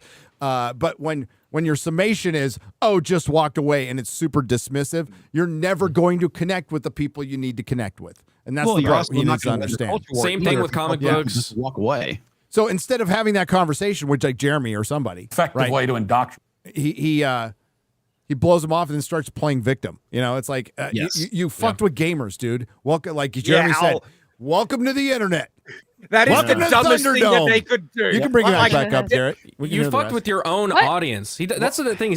These conservative fucking pundits, they try to pretend like their audience aren't nerds, don't like TV or video games or cartoons or comic books. They fucking do, and the majority of them do. Yeah, because they just like to have an escape from their normal day job. That's what they do. And the issue with him specifically is I know that I think he's proclaimed a practicing Catholic. And within Catholic social teaching, there's an element to that does speak about spending too much time on certain things. But the problem is that because of where he is, because of what he's talking about, because of the aura of his show, he is not taking the take that's going to be very popular. And also, I don't think he's doing a very good job explaining what it is, right? He's saying these random words like, oh, yeah, well, this makes you a loser and grow up and everything. It's like, no. If you're going to have the conversation, I think it's an important one of, okay, where do we put our time? Where should we prioritize things? But you're not doing that, right? He's not doing that. I got a question. How long is his show? It's an hour. An hour long? An hour. How many a week? Was it I guess like five? Yeah. Right? That's 5 hours a week. You're complaining about kids playing video games for hundreds of hours a year. But it's wait. It's so much fucking healthier to just take in nonstop politics, like really fucking day long. Yeah, that's so good for you. Well, you need to do everything in moderation, right? I mean, anything that you get overly self-indulgent, either you're being a workaholic, video games, drugs, alcohol, whatever, is bad. Wait, I mean, yes, but obvious. But like with Matt Walsh, I don't know. It's just his brand works for politics, man. Being like hardcore and what is a woman, all fucking great. And I heard your guys' suggestion on Geeks and Gamers Daily. It's brilliant. It's a fucking brilliant. What is a gamer? Yes, and then go ask a bunch of what Ryan. Tell everybody how this should go. Matt Walsh, you're welcome. This is gold. What really should happen, like after the dust settles from this, Matt Walsh and Daily Wire should do what is a gamer. And it's Matt Walsh doing the same thing. He's like, I've kept my kids away from video games for a long time because I just don't think it's good. And just like shots of them again, just like spinning a hoop with a stick or something in the background. Like old throwing a ball to themselves. Yeah, got a yo-yo. A recent controversy made me really wonder, what is a gamer? So I went to just the place to find out. Kotaku headquarters, right? Yeah. And then he's interviewing game devs and game journalists and shit like this. All these blue-haired fucking freaks who are saying all this like woke, insane bullshit. And then Matt's like, "Wow, it's exactly like I thought. Look at all of these people. Look what it does to you." But I guess maybe I want a different perspective too. And then just shows up to like normal ass people, and he's like, "Wait, you mean?"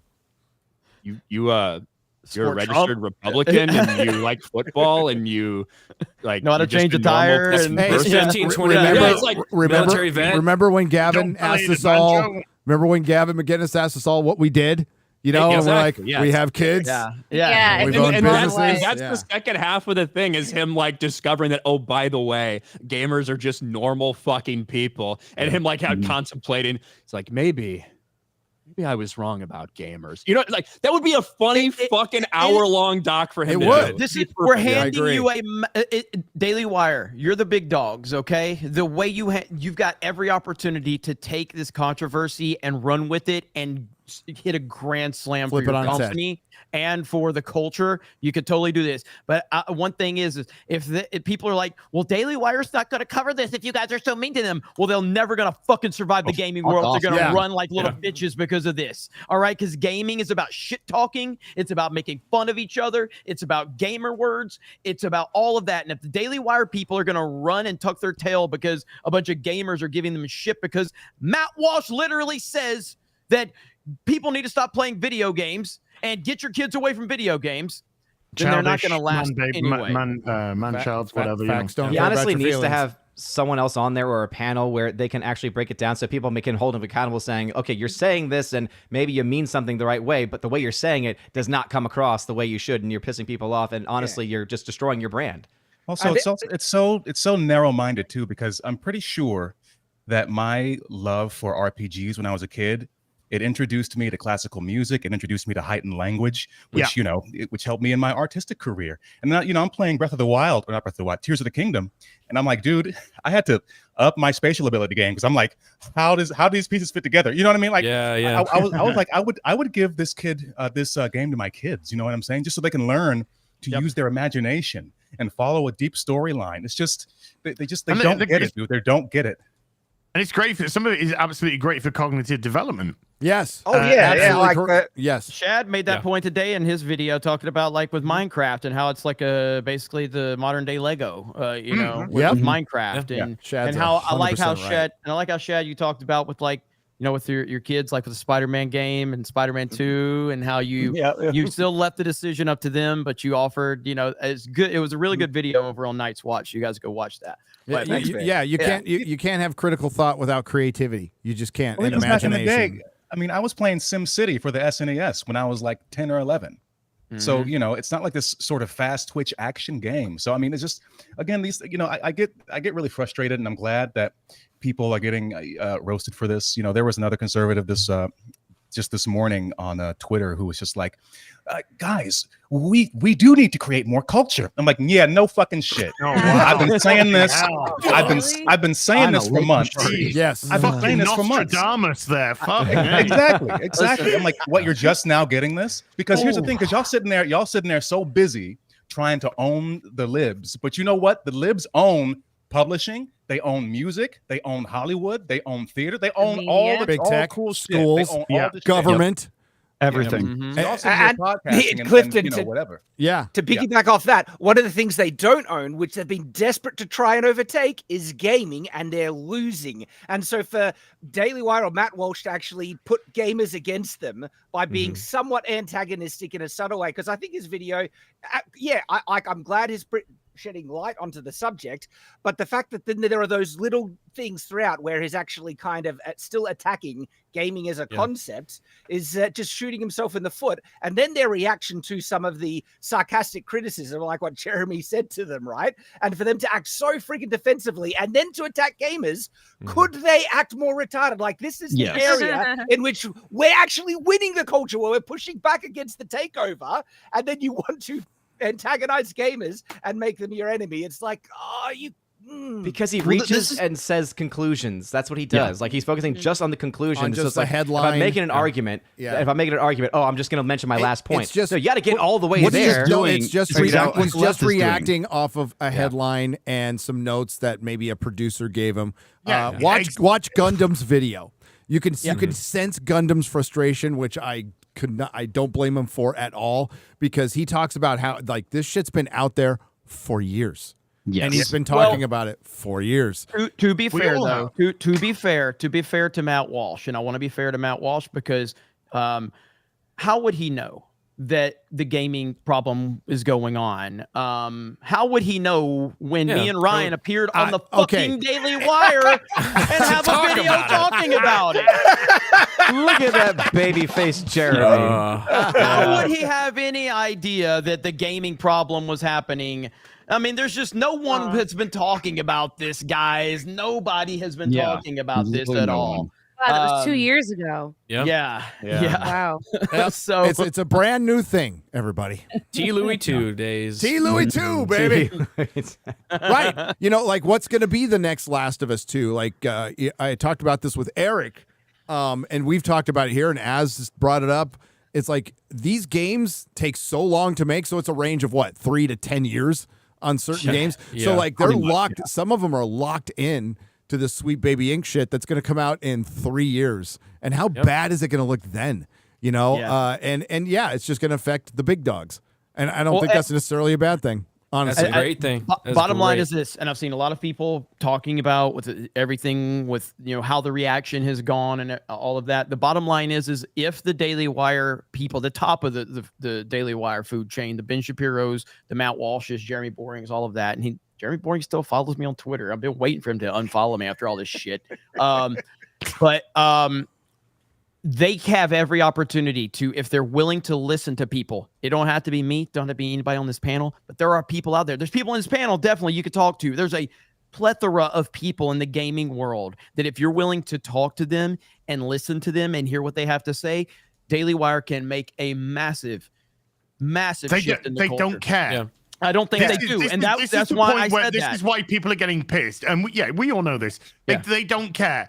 The reason why, I think it might have been you comics that just said the reason why all these things are in the hands of the liberals, the arts, the video games, the TV, or trying at least in the video games, but all the reason why they're in the hands is because you didn't fucking care. Because you didn't care. Yeah, because you walked away. Because you called You people childish and pathetic, and it's for babies, and it's stupid, and it's puerile, it's demonic, and you put all these fucking tags on it, and you let them walk in and fucking take it all over. And then the only time that you fucking care is when you can stick a fucking sponsor next to it to get you from Segway 1 to Segway 2. This isn't shining a light on anything. The thing is, you have actually shone a light on yourselves, which has in effect actually raised awareness of something. That's why they're the cultural Washington Generals. And we'll always fucking lose. The other thing too that he's doing exactly what the left is doing, which is shitting on their audience, right? You have his producer going out there and calling gamers man babies. And wow, idiots. we hear And that originally dummies. before? Yeah, it's like wow. You're by the way, you're just your audience is catching a lot of strays there. Whether he means it specifically or not, there's a lot of people going, "Fuck you! I play video games." They blocked Lauren Chin. They blocked Lauren Chin. What? Wow. Lauren Chin. What the hell? Famous troll Lauren Chen. I know. Yeah. We've talked about this. Hold on. We've Lauren talked about Chen this. could kill my entire family, and I still wouldn't block her. We've talked about that. We're seeing a pendulum swing back the other way, right? And what is dangerous is what's gonna happen is we're gonna see the pendulum swing the other way, and people that we used to agree with are gonna continue to say stupid shit just like the left. Garrett, thank you for saying that, because here's the thing, and here's why I get pissed off, because these outlets like the Daily Wire or whatever, I see what they're trying to do, but they're just the same problem from the other side. Exactly. And that's the issue. Yes. That's the issue. And again, it's like, it's funny because after like when Dave Chappelle came out with Sticks and Stones some years ago, I went to this this gathering of magical Negroes, and it was funny because we were. And it was funny because we're sitting there. It's a gathering of Black alumni from the conservatory that I went to, and they're sitting there talking about. And these are people like 20 years ago. Everyone said that like the Chappelle Show was the greatest thing ever, and now I'm sitting here with this room full of young Black artists and professionals who are just like, yeah, I don't know. I felt like he was talking down to people. Yada yada. And then me, and of course it was hilarious. Me and the only other white guy there were like, yo, Dave Chappelle is hilarious. And I had this epiphany where I was like, you know what? The left is not cool no more. They're not cool no more. They're sitting there. They're skulls. They're busybodies trying to control everything, trying to sanitize everything for our protection. But then you have the Matt Walshes of the world or the Ben Shapiros of the world, We're who also are just, not like, cool. who are so Yeah. puritanical. You know what I'm saying? So Yeah. so the cool people with edge and like who are kind of irreverent and fun and creative and imaginative, where do they go? They can't go to, you know, the our arts institutions and Hollywood and theater or comics or mainstream industries. They can't go to Daily Wire because then they have to be, you know, another way. So what are we supposed to do? And that's why shows like this are so important, because it gives an outlet for people who just like want to sit back and chill and have fun and tell dirty jokes and just have a good time and not have to worry about, you know, oh, I'm so uptight and the kids may hear me say some bad words and we're spreading these bad messages through gaming and we're sexist and racist and also we're man children. It's so ridiculous. Yeah. You know, and it's fun. It's fun to be a man child. It's fun to be, especially if you're an artist, right? It's fun to have these sort of exactly the eyes of a child. You might be an adult, but you see the world with the eyes of a child, and that's sort of like what the magic. That's where the There's magic still is. wonder And they there. Yeah, can't get that. You're right. Yeah, there's still wonder. There's still fun. You're not a jaded fuck. I mean, like that's pretty much it. Curiosity. It's curiosity and wonder. You can still You enjoy have to keep your things. inner child alive, whether that's video Yes. games or And anything. I don't know, for fantasy football or whatever. It's you really shouldn't judge people by their hobbies, because if you're just a workaholic, you're gonna burnt out. Everyone in your life is gonna resent you. Well, you're gonna hate your life at that much. I mean, I'm not gonna say I've been a workaholic, but there's definitely a point in time in my life where on the regular I was working anywhere between 60, 80 hours a week, and my life was fucking miserable. Yeah. That's how life's supposed to be. What are you guys fucking talking about?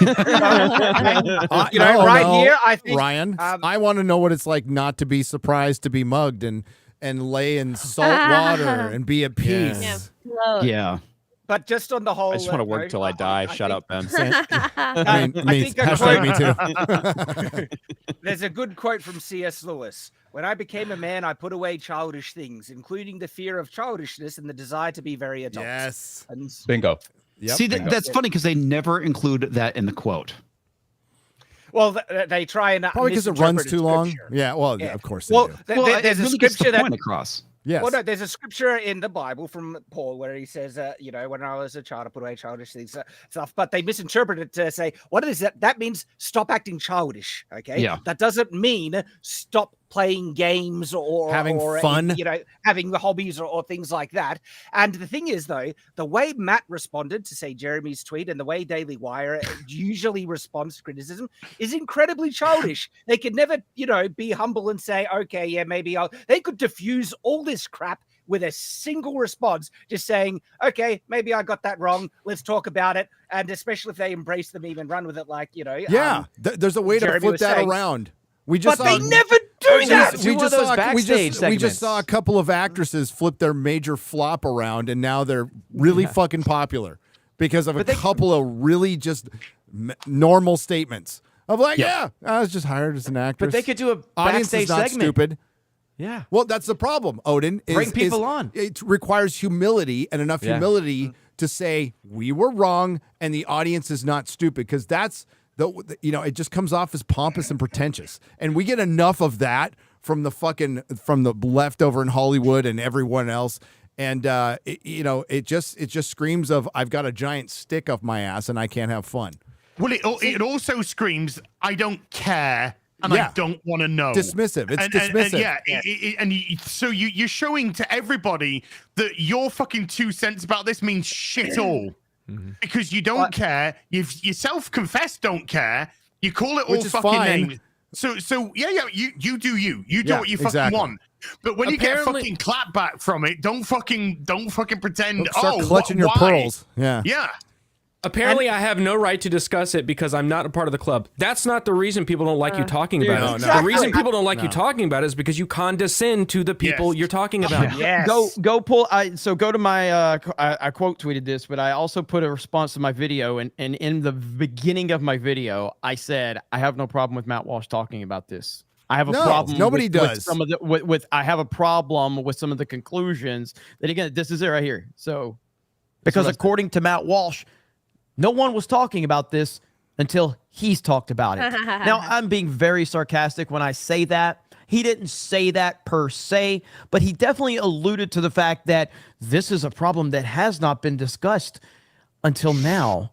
now it's finally being discussed and people are aware of it. And Authoritative it's like, that is sources. not the take you should have had. Authoritative And I'm going to people. break down exactly why I have a problem with that and what he could have said. I don't have a problem that Matt Walsh is talking about a very serious problem that has been going on for a long time. Now, that was before he quote tweeted me. You see the clip only has like 133,000 views. It's got like 1 million now. So this was before he quote tweeted me and everything. This was my first response where I said, I don't have a problem with him talking about it. I have a problem with a lot of the things that he said towards the end of the clip because we need people talking about this. Yeah. Yes. Yeah, and his response, like that, the tweet that we just brought up, is exactly the worst way to handle this. This is what I was saying, and it's completely in the Daily Wire wheelhouse of just doubling down, being defensive, misinterpreting what's going on, even straw manning. When, like, if you listen to what Jeremy's saying, what I've been saying, it's like, I'm actually glad he was shedding light on, but it's the way he went about it that he kept crapping. And Garrett, you hit the nail on the head, condescending to gamers, which are a large part of his audience. That's what's pissing us off. And then the way that they act afterwards just makes them look like asshats. Well, they're acting how the left acts. Yes. I'm a victim now. Look at this. I'm receiving criticism. I'm a victim. And going back to the whole thing, Jeremy, where you talked about how you posted the meme of Anita Sarkeesian throwing shit over the wall and then all the shit being thrown back at her, help misogyny. That's literally what is happening here with Matt Walsh. Yes. Well, yeah, we've been through that. But what I was, another thing I would say was, I actually don't think Matt Walsh should have said anything. Now, I do, however, think the Daily Wire could absolutely contribute here. But Matt's not the fucking person to do it. Like Andrew Clavin or somebody else talking about it. Yeah, somebody that if you actually genuinely want to understand this and understand this fear, which you don't, that's quite fucking clear and apparent. You know, it's about as genuine as a Ben Shapiro fucking She-Hulk review. You know, who thinks Ben Shapiro gives a flying fuck about She-Hulk? Read a She-Hulk comic, knows anything about comics, knows nothing, fucking nothing at all. You know, it's to get in on it. But if you wanted to, you could have somebody, Brett Cooper, I don't know, somebody. Yeah, I was going to say, Brett Cooper, I think, would be a good pick. Because he actually plays games. Yeah, he plays games and could connect much better with gamers. She's young, therefore she can connect with a younger audience as well. Matt Walsh isn't the person to talk about this fucking shit. Mr. Self-confessed, I don't like gamers, I don't like gaming, blah, blah, blah. But if you want to show that you give a shit, give it to somebody who gives a shit. Also, I can't endorse the Andrew Clavin thing because I love Andrew, but he thinks that the Zelda franchise is trash. Oh, sorry. So I told him, I was like, dude, that is your worst opinion ever. But at least he has a specific take that's horrible about gaming. But Gary trying to get Gary's like like, a I multitude. can't believe he'd say something like that. Zelda's great. Zelda's great. That Okay. is the definitive. How do you do, fellow gamers? How do you do? I was just gonna come in and say I look forward to my 30-minute breakdown of the Ukrainian conflict. That'll be out next week. Hey, Gary, what does Zelda wear? What is Zelda usually depicted as? A twink blonde fucking elf. Actually, that's quite spot on. That's actually pretty accurate. I can't argue. Male or female? Gary, I will say, male or female. A twink. Fucking, I don't know. Nice Gary try. thinks Link is Zelda. Exactly. That's what I was going for. That is the ultimate test of whether Zelda games are the Lord of the Rings of video games. Yeah, they are. True. I just remember the horrible commercial that didn't show the Zelda game at all. Of that guy going Zelda. Like, what the fuck was that? Octoroks. He described Link as that's why I asked the question. Plays the meme. I knew. Oh, that Twinkie blonde guy. That Woo! Gary Gamer confirmed. That's right. As soon as Clifton said that, Gary's like, "Oh, I can't believe that." Hey, it's always when it's Gary, it's always a test. Gary, that's your next gameplay. And the That's your next gameplay, Gary. And the fact that he's dressed like that while he's pretending, literally, there's an armor that looks just like that in Tears of the Kingdom. That's hilarious. There is. True, yeah. Holy shit, that was great. I want to see Gary build things in Tears of the Kingdom. That's what I want to see. Okay, so Matt Walsh happened. A few other things happened during the week with GamerGate related. I thought I should bring these up as well, and we can talk about them. Oh God. Oh, Game design lead for Black Panther. Very good. Somebody call the EEOC. So did anybody? But real Clifton, quick, I know where you can get a job if the whole acting thing doesn't work out. Yeah. Well, here's the thing. I would never want to work with a bitch like this. Not because she's And also- racist, she's ugly. Also, and also here's the thing as well, because what's funny, what's happening now, and I hate to bring it into politics, but what's happening now is there is a rift growing between black men and black women right now. Yeah. Black men are waking up. They're waking up. They're either staying center or they're moving. They're inching toward the right. But black women are just going, I'm gonna keep on being woke. And I'm like, all right, well, fine, y'all be woke, but stay on the road. Be happy. Yeah. Black women are the white women of black. Somebody in the chat said Gary's only played Zelda on CDI. That would be the Rings of Power version of it right there. Oh, really? Oh, yes, no. yes. No. Can't do that. I don't even know what CDI. All right, so let's hear this bitch talk. A team of 21 right now for Validate. It's a pretty big team. It's a crazy big team for indie games. But who is your team? Validate has a team of mostly all people of color. We have no white people on our team. I did that because I wanted to create a safe environment. And I know the best way for an environment to be safe is to be around people who are just like me. And I'm not saying that white people. The Fourth Reich. And here's again, for God's sake, can you imagine a white person saying the exact same thing about black people? It's like, and it's like, look, okay, exactly. And I'm also like, you know what, man? Have you ever been to Baltimore? Have you ever been to Chicago? Have you ever been to New Orleans? Have you ever been to Philadelphia? You know what I'm saying? So it's just so they have no self-awareness. And also, I mean, she can't be more than 25. She can't be older than 30. More than 25, maybe. And I'm thinking, and again, it's like I said earlier, like I was born in the early 80s, and like they act like people were chasing me down the street. I mean, I lived in Europe, I lived in the States, I traveled all over the country as an actor working. I never encountered racism until I started talking to progressives. I'm dead serious about that. Wow. Dead serious. So there's something there you were talking about. You traveled. You met people, other walks of life, other I talk to perspectives. people. Imagine that. Imagine that. That's something that these people don't have. You don't want to talk to nobody unless they look exactly like her. Yeah, because she might suffer from a Then don't travel. Maybe especially to Haiti. Unsafe environments. I'm not saying that. That is wait, not hold what on, I'm we need to hear saying. this You just said it. This is the part. You just said that. Too late.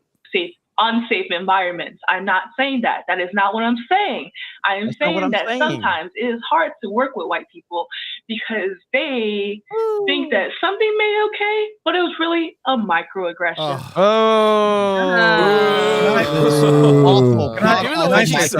The way she delivered it too. God. Can I say something too?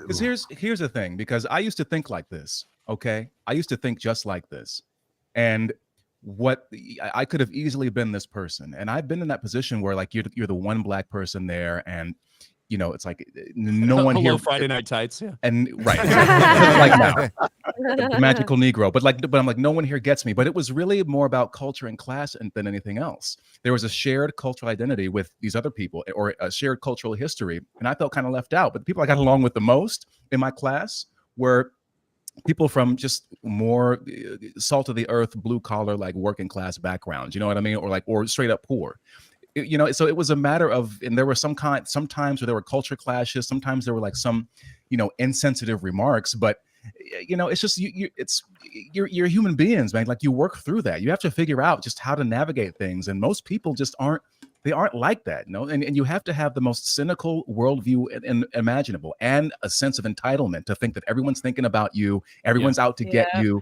You know what I mean? It's just so narcissistic, and you don't get anything done because you're sitting there worried about, man, what these white folks thinking about me. I'm like, dude, it's not the 1850s anymore. It's not the 1850s, bro. It's like this is the progressive market. It's 2024. It's 2024. Right. Fucking make your games, do your thing, do cool shit, be a cool person, don't be a dick, and people will love you. That's all it is. Or they might not, but that's okay. That's life. It's life. Clifton, you have a country that if you vote a certain way, you're a Nazi in the eyes of people on the far left. You know, not a real Nazi, a fucking far left Nazi, which is just somebody that thinks differently and has different opinions to them. But they want to demonize it to such a degree that you breed fuckwits like this, racist fuckwits who just want to go into their segregatory corner and in their little safe spaces and be nice and fucking, oh, I don't want to hear. But they're being fed. They're being fed this victimhood left, right, and fucking center in every facet. That's why we want this shit out. And these people out of these industries, out of gaming, TV, film. We just want normality. We don't want the pendulum to go in the other direction because that's going to cause other problems. Yeah. What you mean by these people, Ad? I mean exactly what I said. Listen, I've got a hot take. If she had racist hiring practices, hired a bunch of black people, no white people, and made a great game, I'd be like, you know what, go for it. Instead, this is what she made. Can you show my screen? Validate. It's unbelievable. This was the team that made this game. Struggling singles in your area. What do you mean struggling? Struggling with being gay? Struggling with diabetes? Like, what are they struggling with here? Yeah. The sugar. Struggling with fashion. Yeah. By the way, I think one of the things with the beards identifies as a woman or something as well. It's that sort of game. It's just an absolute fucking joke. Look at this out for a while, right? Fish do-rag. What the fuck I remember is us this? going over this. Yeah, this is going back. She, they, pronoun pin on her overalls, boys. Wow. She, they. No. What the fuck is this creature? More like pig pork. Yes. I want to date someone who needs a lot of validation. Yeah, fucking hell. Yeah, because you got to park her ass in a fucking extra wide parking spot. Validate. That's another thing too, though, because these people. What do you mean? What do you mean? Got him about progressives. Okay, that's what I'm talking about. I don't know what you were talking about, as. I was talking about it's these weird people. Because they're so tolerant or whatever, and they wear their mental illnesses as some kind of a badge, and it's like, no, you need help. You need to heal yourself and come and bring your best self to the world. Don't sit here and say like, oh, I'm so fragile and I'm so afraid of everything and I need to be validated. Nobody wants that. You're an energy vampire. Nobody wants to be around you except people like you. And then you don't complain about like, I don't feel included. Well, of course, nobody wants you around. Because you're a fucking sad sack, just like our lead character. You know what I mean? It's just these people are so ridiculous. I'm so glad that I don't have to be around them anymore. That's right. Excuse me, I got to sip my coffee real quick. All right. What is that? What does that say there? Daily Daily Wire tears. Gary, that is a Daily Wire cup you're drinking out of. So that's redundant. Is it a bit salty, Gary? I don't know. Oh man, that was good. Especially, and what wearing that annoys me- shirt makes it better. What annoys you guys more about the Matt Walsh thing? That he's talking confidently about something he doesn't really fully understand, or he didn't bring on folks like you guys? It's because the condescension. No, it's because he spent years making it clear that he has no respect for any of the nerd sphere. Yeah. And now that he talks about this particular topic, and again, I'm not one to tell people not to talk about algorithm-friendly topics. Okay, I was gonna say, Jimmy talks about things he has no idea about all the time. Not really in the, not really gonna sit there, not really gonna tell somebody not to do that. But you made a fucking Meghan Markle video. Go fuck yourself, okay? Hey, I've seen every single episode. I've seen every respect for Sweet Baby Inc. than you making a Meghan Markle video. Go fuck yourself, okay? I've seen every single episode of Suits, Jeremy. You don't Okay. give a fuck, okay? Megan fucking Every Markle single video. one. That's all that is required. That's the only thing I know that she's been in is Suits. Oh my god, that's fantastic. Oh no. But yeah, getting back to it, it's just again, everything he said, 95% of that video was good, but then he still showed that he still got the same mentality about gaming and Nerdsphere. Just like the comment he made towards the end of that I clipped out, where he said, gaming journalism is the lowest form of journalism. He's not wrong. He's right. He's right. Yes. But he's not Not saying because that. he knows anything about it. He's But out of he's not- line, but he's right. Yeah. He's right, but he's not saying it because he knows that to be true. He was Right. saying that because he despises gaming. So in his mind, he just, because if he knew about gaming journalism, then he would know that this has been going on Yes. for a decade, but he doesn't know anything about gaming journalism. That was a shot at gaming and gamers. Yeah. So Yeah, that was the whole point. Well, he behind basically what craps said. on the industry throughout his entire video. He does. So. He literally says the gaming industry is full of the dumbest people in the world. Yeah, and which that's is a- not the a case. complete steaming dump on indie developers, anyone who's involved in gaming. And he didn't clarify that, oh, I'm actually talking about Sweet Baby Ink, they're the dumb people. And it's like little things like that, the condescension that seeps through, that you can tell he disdains this topic. And the whole video was structured to basically get people away from gaming. Yeah, that's really my thing. I'm glad he's talking about it, to be honest. I think it's good. But my problem is his solution is to abandon the biggest industry on the planet and just allow fucking cesspool weirdo freaks to take over the biggest industry on the planet and program kids, instead of saying we need to do something to take action against this biggest industry on the fucking planet. Like, Hi, Matt. That's what got us in the situation to begin with. I don't expect him to read comics, but that's exactly what happened in comics. So we've seen that completely play out and how it ended. And that's how it will end for the gaming industry. People just bail. You know, I really not gonna nearly happen. tweeted, show us your long boxes, Matt. show us your video game. Yeah. Show us your game collection. Well, yeah, because I mean, ultimately, that mentality is if all and I know all conservatives are not going to walk away from gaming. All Christians are not going to walk away from gaming. Right. But my point being is that if a large group of Christians and conservatives just decide gaming is so toxic and horrible and it's so bad that we just all have to walk away from it, then you might as well just kiss culture goodbye forever. Well, Kiss it goodbye. But Jeremy, right? In itself, his argument is fucking idiotic because you have walked away from it. That's why that's why people are forcing That's the way the problem. in to be co-opted. Yeah. And now, okay, you've walked away with it. You don't want anything to do with this, but you want to complain that the fucking left are co-opting this and they're co-opting that. well, they're co-opting and what's the other. happening now is they have gotten so much control that there are people out there who don't think Christians or Republicans play games, read comics, Right. and say literally it wasn't made for you, right? Yeah. And No joke. One of the I've seen a couple of comments even under my videos on Night's Watch saying, Christian conservatives are all the problem. They hate thing, and I was like, I'm a Christian conservative. Okay, it's guys like Matt that give us a bad rap to make people think that conservatives that they're not invested in the culture at all or making stuff. When there's a large number of us, it's just that seems like the big talking heads are not representing that in any way, and it's doing more harm than good. Dude, you've written a book. You've done a fucking graphic novel. You're working on other projects. You've been across with filming of stuff as well. You've been very involved and integral in that. The way that the Daily Wire always pushes this is condescension and dismissiveness and it's just hypocritical to the point you can't complain if you are not going to get involved. And you got to understand that art needs balance. It's not going to be everything for everyone, but it needs balance to be art.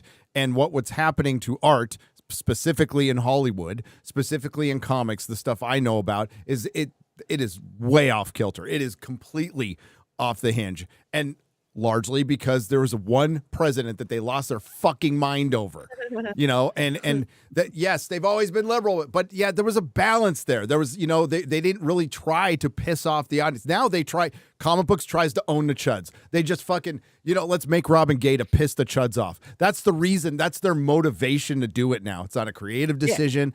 Yeah. It's out of spite. It's out of spite. And the corporations are fucking paying these people to do it because they don't pay attention, they don't care, and they're also risk averse and they're afraid to be called racist. Right. Yep. So and it's up to the audience and the paying customer to come out and mention this. And that's where the war with the customer started in the first place. Hey, Gary, I got a perfect example that encapsulates everything you're saying here, right? The showrunner to the Wheel of Time TV adaptation, he said in response to getting complaints and attacks and aggression, he says, the easy way to respond to this is to turn their favorite characters gay. Great job. Yep. And so in response to the actual fan outrage for him changing things in the source material was to change it even more just out of spite. Just to piss them off. No creative decision, nothing else. We're just gonna do it to piss you off. How's that Because I working got out for control. We've heard that with Star Trek, Gary. We've heard that with Star Trek. Remember? Yes, we did. Yeah. Oh, they really want to make Kirk bi. Like they absolutely want to do that, and I'm guessing it's licensing preventing them from doing that, or they would have already. Kurtzman, hey, Star Trek Discovery right around the corner. That's going to save Paramount. Did anybody know? No. No, nobody cares. Nobody cares. Nobody cares. Let's get to the soups. Oops. I say that, and I'm never ready. Never ever ready. So, boom, boom, boom, boom. Yeah. Bing, bing, bing, bing. I need to get the Windows error sound effect as well. Good one, yeah. I hear that every morning. All right. Gary, get some soups. Oh, I'm not ready. I'm not ready. I know. Like, I'm ready now. I'm ready now. Ready. Hey, I've had a big audience tonight. Thank you very much. Thanks for Clifton coming on. He's been just back and forth talking to his weed dealer, which is totally fine. Not judging here. I think he's playing. I think he's playing Tears of the Kingdom. I don't think he's talking to us. He's playing Tears of the Kingdom. He's over there just like, when are these white people gonna shut the fuck up? Now, talk about leaning into the meme. Roland the Wretched is now rolling wax balls for 4 parts for $100. All right. Way to own it, buddy. I mean, you did wax your balls. Hey, by the way, before you read that, if anybody's watching this and not subscribed, Gary is closing in on 1 million subscribers. Do you want to be part of history? Herstory. Now, Gary's going on the hero's journey. Gary said, how many subscribers do you need to get to 4,000? 4,000. Wow. Gary said, now I'm not supposed to say this yet because he wanted to wait until there's 2,000 to go, but he's willing to give everybody a blowjob if they subscribe to the channel right now. Yeah, I'm just going to use Quarter Black's mouth. So, Damn. Smart, very smart, I'm Gary. required to do it because I'm in the society. yes, you are. You need to make me feel comfortable, Garrett. Okay. Listen, you're old, you can't read, but you picked up on that joke quickly. That is respect right there. With Cheers, reflexes brother. like that, no wonder you're a damn great still gamer. got it. All right. That was good. I was going to wait for it to go, not again.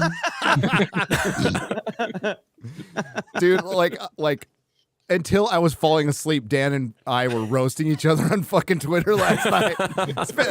I should have been recording a video. I wasted a fucking hour roasting Dan Vask on Twitter because it's fun.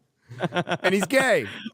Yeah, that was like the way you started that conversation. It made like I thought you and Dan were like in bed or something like that.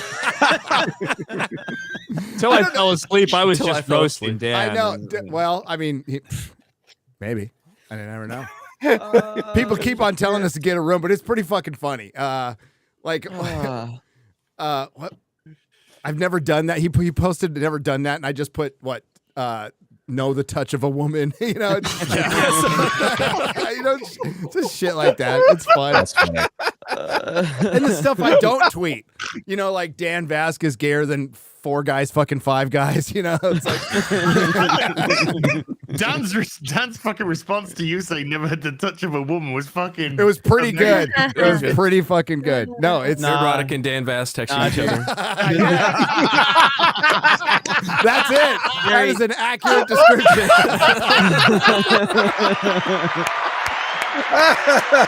Dude, Gary almost always ratios everybody he responds to on Twitter.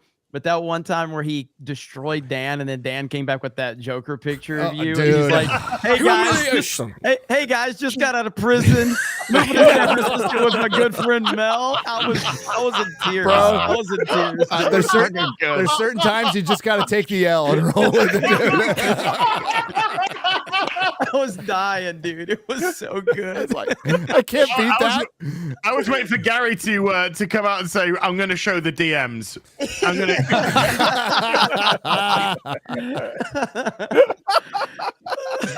to. Oh. It's evolved into like he's my stepdad and he married both my moms. It's like, it was funny. Roland's Wax Balls, 4 parts for $100 says, since barely a week goes by which you don't have me on your lips. Okay. I thought it was a high time to send you a super chat. You realize having another man's balls on your lips is gayer than a trans Brit you hired. Obsession with man tits. Hi, Az. Wow. See, he wasn't getting out of the show. I mean, we're going like 2 years straight on this Roland, one. How long you know does what that means? Sunday.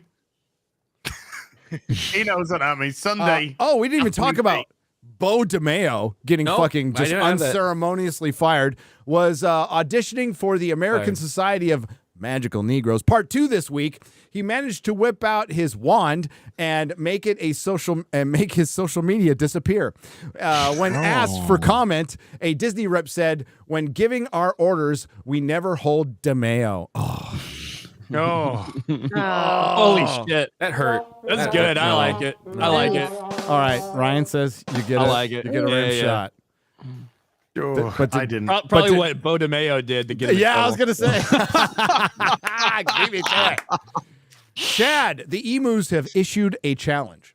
They have dropped a gauntlet and demand that you and whatever criminals you can muster appear on the field of battle in Las Vegas, where the ownership of Australia will be settled once and for all. Take up the gauntlet.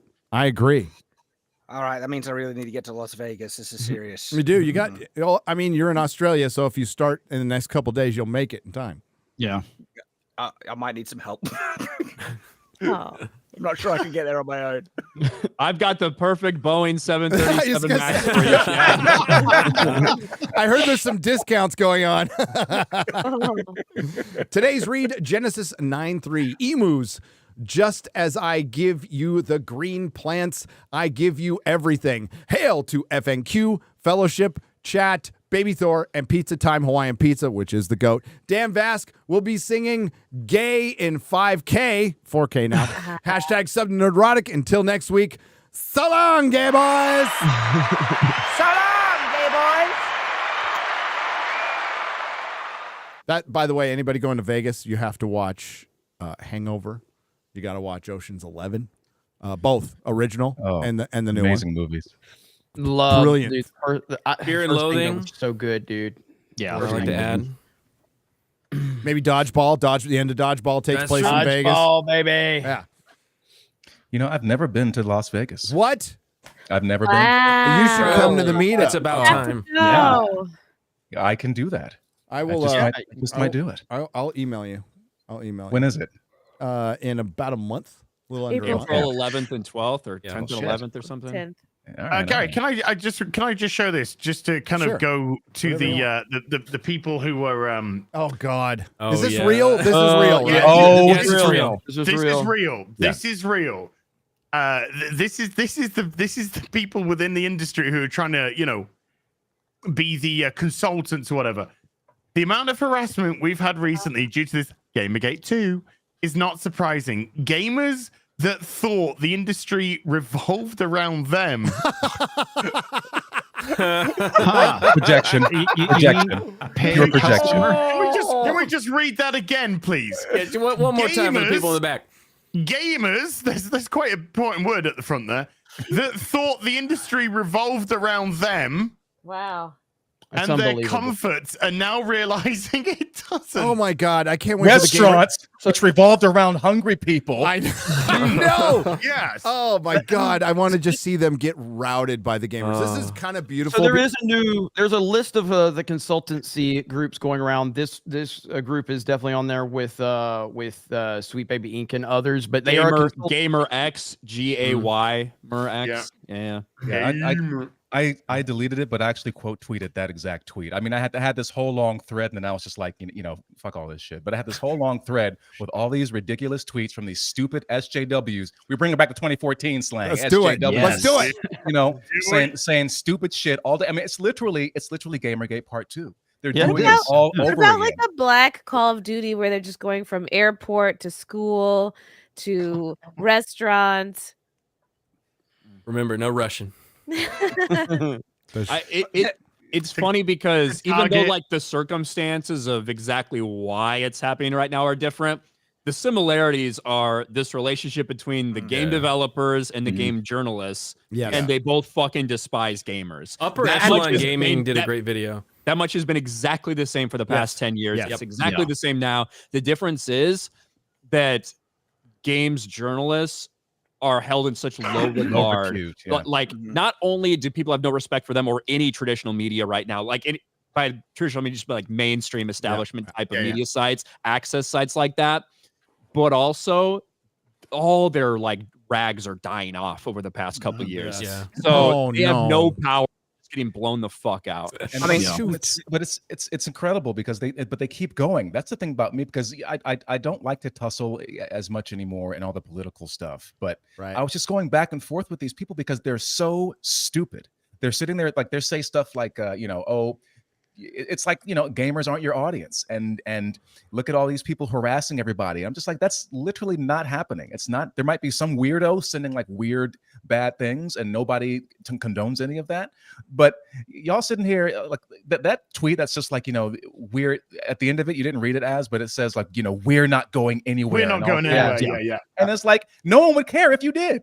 You know what I'm saying? Like, pick up. You're not Rosa Parks. Shut the fuck up. Pick up a controller and play, or don't and live your life. Like, no one cares. Like, gamers are the most like sort of benign, sort of accepting people. Like back in the 80s and then like the 90s, it was a nerd hobby, and you and your little nerdy friends would like watch pro wrestling and play video games, and no one thought you were cool or anything.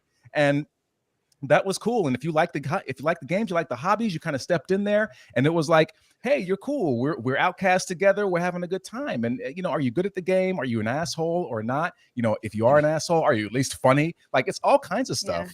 But these people come in and they're like, I don't feel welcome. Well, because you're not. Because you're not. Yeah. Because nobody wants to be around you, because you're making it about yourself and your shitty politics, and you're trying to pretend like you don't feel included. You don't feel included because you're an asshole, and that's why. It's not because you're trans or gay or black. It's none of that shit. Doesn't matter. These cunts will never understand, because they went straight from their parents' their bedroom at their parents' house to fucking some woke university to fill their head full of fucking poison, and they went right into a fucking job, and they're going up against people like Jeremy or yours truly or Az or Ryan, who was in the fucking Navy. We've worked retail jobs, we've worked jobs, and our little 2 hours of fucking enjoyment was reading a comic book, playing a game, watching a movie before we had to go to bed and get up at 5 o'clock in the morning and go back to fucking work. And we don't want that fucked with. Ever. Yeah. Right. And that's the thing. You know what? Just one more thing, Gary. And I know we joke on actors, we call them adult pretenders, whatever. It's true. And it's a fun job. But I was totally fine. Just I'm saying, you know what? I'm the entertainment. That is my job. That's for whatever reason I've been called upon to do, if I want to be all lofty and pretentious. But that's cool. When you're having a shitty day, or you want to laugh, or you want to kind of think or feel something, that's what my job is.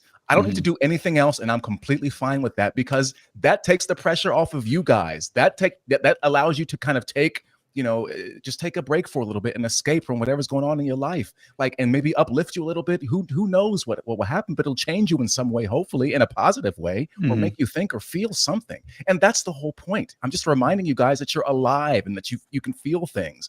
That's the whole point. And that's fine. And that's all it needs to be. That's all it needs to be. And that's good. That's how you actually make the world a better place. Yes. Instead of like fucking blathering on about some virtual signaling, just making somebody happy. And Ryan might have been in the Navy, but Ryan, myself, Jeremy, we are veterans of the Modern Warfare 2 lobby. Look, Az, literally, look what I have pulled up to show right now. Just hold up. We did not talk about this shit. I'm only going to play a minute. But this is how we heal the world. Okay, right here. OG, man. Keep using your racial pussy. Right, bitch. That's Shut funny. the fuck up, sore loser. Oh, you're getting a mute award. Shut the fuck up, bitch. Shut the fuck up. That's how it was. Yeah, you love doing that much fucking fag. Yes. This is why this shit's not gonna work. It's not gonna work on gamers, man. It's like a phone conversation between me and Jeremy. It's great. But I was like, am I already sharing my screen? What the fuck? What? No, dude, seriously. Like, and I've said this a million times, and like, I love talking shit with my friends or whatever. Nothing bothers me. But back in the day, there would be times where mentally I would have to prepare. You know that meme where it's like entering the comment section where they're putting like the hazmat suit on? Like that was how it was getting ready to play Call of Duty back in the day. You're like, okay, it's hardcore. Everybody's gonna fuck my mom. Yeah.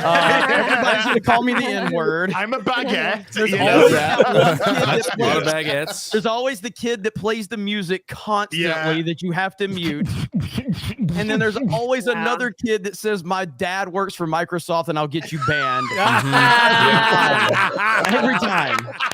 Every single time. And I remember the first time that happened, I'm like, oh shit. I'm gonna get banned.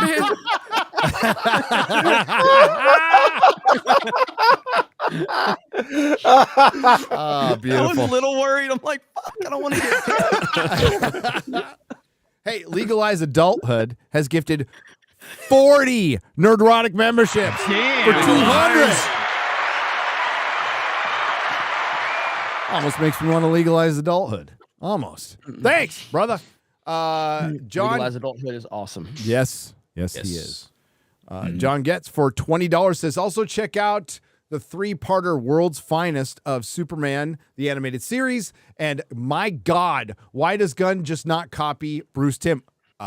Every single DC fan has been saying that since Bruce Timm has and the Superman animated series, Paul Dini, and the Batman animated series has come out. It's just do that.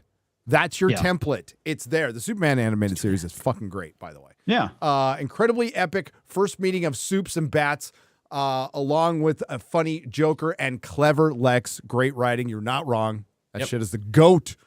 You know what? Like on just every once in a while, I would go down these rabbit holes on YouTube, and I would see clips from the DC animated universe, and I was like, this writing is amazing. It is. This is so good. Paul Like, the Dini- stakes are all there. The weight, the character, it's so good. It's so good. Paul Well, Dini the vast majority of it is pulled from. If you talk about the recent stuff, that is pulled from the a lot of it from source material. But the actual Batman the animated series from back in '92, you know, that was fucking goat. Well, yeah, Fucking well, so groundbreaking. Paul Groundbreaking. Dini. It's Paul great Dini. stuff. That's why Bruce Arkham Asylum, Bruce Timm, Paul Dini. Arkham Asylum, and Arkham City are so well written. Dude, they're so Paul fucking Dini. good. They're Paul so Dini. good. It's the best Batman experience ever. I It's a white guy, I turns was out. so blown Oh, away they by those fucking games. shit The all best over that Zatanna Arkham series universe stuff, ever though. written. Paul Dini. Paul Dini. That's right. Adam Hughes covers. Yeah. Seriously, the writers of the past treated children with more maturity and respect than the modern day writers do to adults today. Adults, yeah. Well, that's Yeah. because they wrote them like they would read the comics when they were a kid. That's why I hated giving kids comics like the modern from 2013. They'd have kids oriented comics. I never fucking give those to kids. I just gave them the shit I read. Yeah, we need to make Star Trek for kids. Why? When I was a kid, Star Trek was I my grew. thing. I watched it when I was 5. You know. Yeah. Yeah. I mean, Have some respect for children. All right, seriously, this They don't have really, any like, children. They wouldn't know. No, They this are children. This got encapsulated with the Netflix Avatar live action adaptation where they sanitized the dialogue from a cartoon. The cartoon had more edgy, sexist kind of tropes where they were like, where they had a sexist character who would make remarks and everything. That was too far, too edgy, too controversial for a more, mature live action adaptation. And they were too afraid to do what a cartoon did just not long ago. It's That's the insane world we how live in. soft, Yep. soft You should have seen what they did to the Catholic. Let me show this real quick because I got to bounce here soon. But check this out. So Mutahar just annihilated. Now this is Sweet Baby Inc. This is the person that kind of started the whole like let's get the Steam group banned and all of that. He's quote tweeting this because Asmongold is on it. He says, "That's crazy. Isn't one of these people an active participant in a harassment campaign?" Mutahar says, "You? You? Oh! Ow! Dude, I mean, just that's an fucking absolute annihilation. Woo! That was amazing. I mean, beautiful. They're trying to do what they did in the first Gamergate. The playbook is exactly the same, and now we're in the phase of play the victim massively and claim that everyone's harassing them. And it's insane. They'd say we're being harassed. We saw it with because they think it'll be what Black Belt Games. It's not going to work. It worked before. Not going to work this time. Not going to work this time. Nope. They are still in the game industry, though. GDC just happened, big games conference, and these are some of the panels that they had. No, You're developers, not up. gamers. And white cisgender able-bodied men as the default. That's not real. That can't be real. Video games are political. The way we make games is political. The way that we teach our students to make games is political. So just know at GDC there was like supposed to be 50 different like panels or seminars that dealt with fucking diversity in games or political activism in games and shit. Yeah. This is the biggest video game development conference. So just to This is what they're talking about. To make it a little bit heavy, so there's a guy named Václav Havel who wrote this book called The Power of the Powerless way back in the day. But he lived in the Czech Republic, and he's writing about being in a post-totalitarian system. But one of the things that he talks about in this book is about how, you have to serve this ideology. It's all political ideology. And that's the main problem. And that political ideology works against the aims of life, which life is, is to flourish. Life is chaotic. Life is harmonious and beautiful and natural. And if you're serving an empty ideology and your work just becomes machine-like and it's only meant to serve that ideology, so it goes against the aims of life. And you're going against the aims of a game to have fun, to immerse yourself in this imaginative world and to just, connect through your love of the game to people around the world who can enjoy what you just did. But they're sitting there trying to change the world and engineer society instead of making a great fucking game. It's so ridiculous. And they can't see it. If you call them that, they call you a Nazi. Yeah. Yeah. Wow. Yep.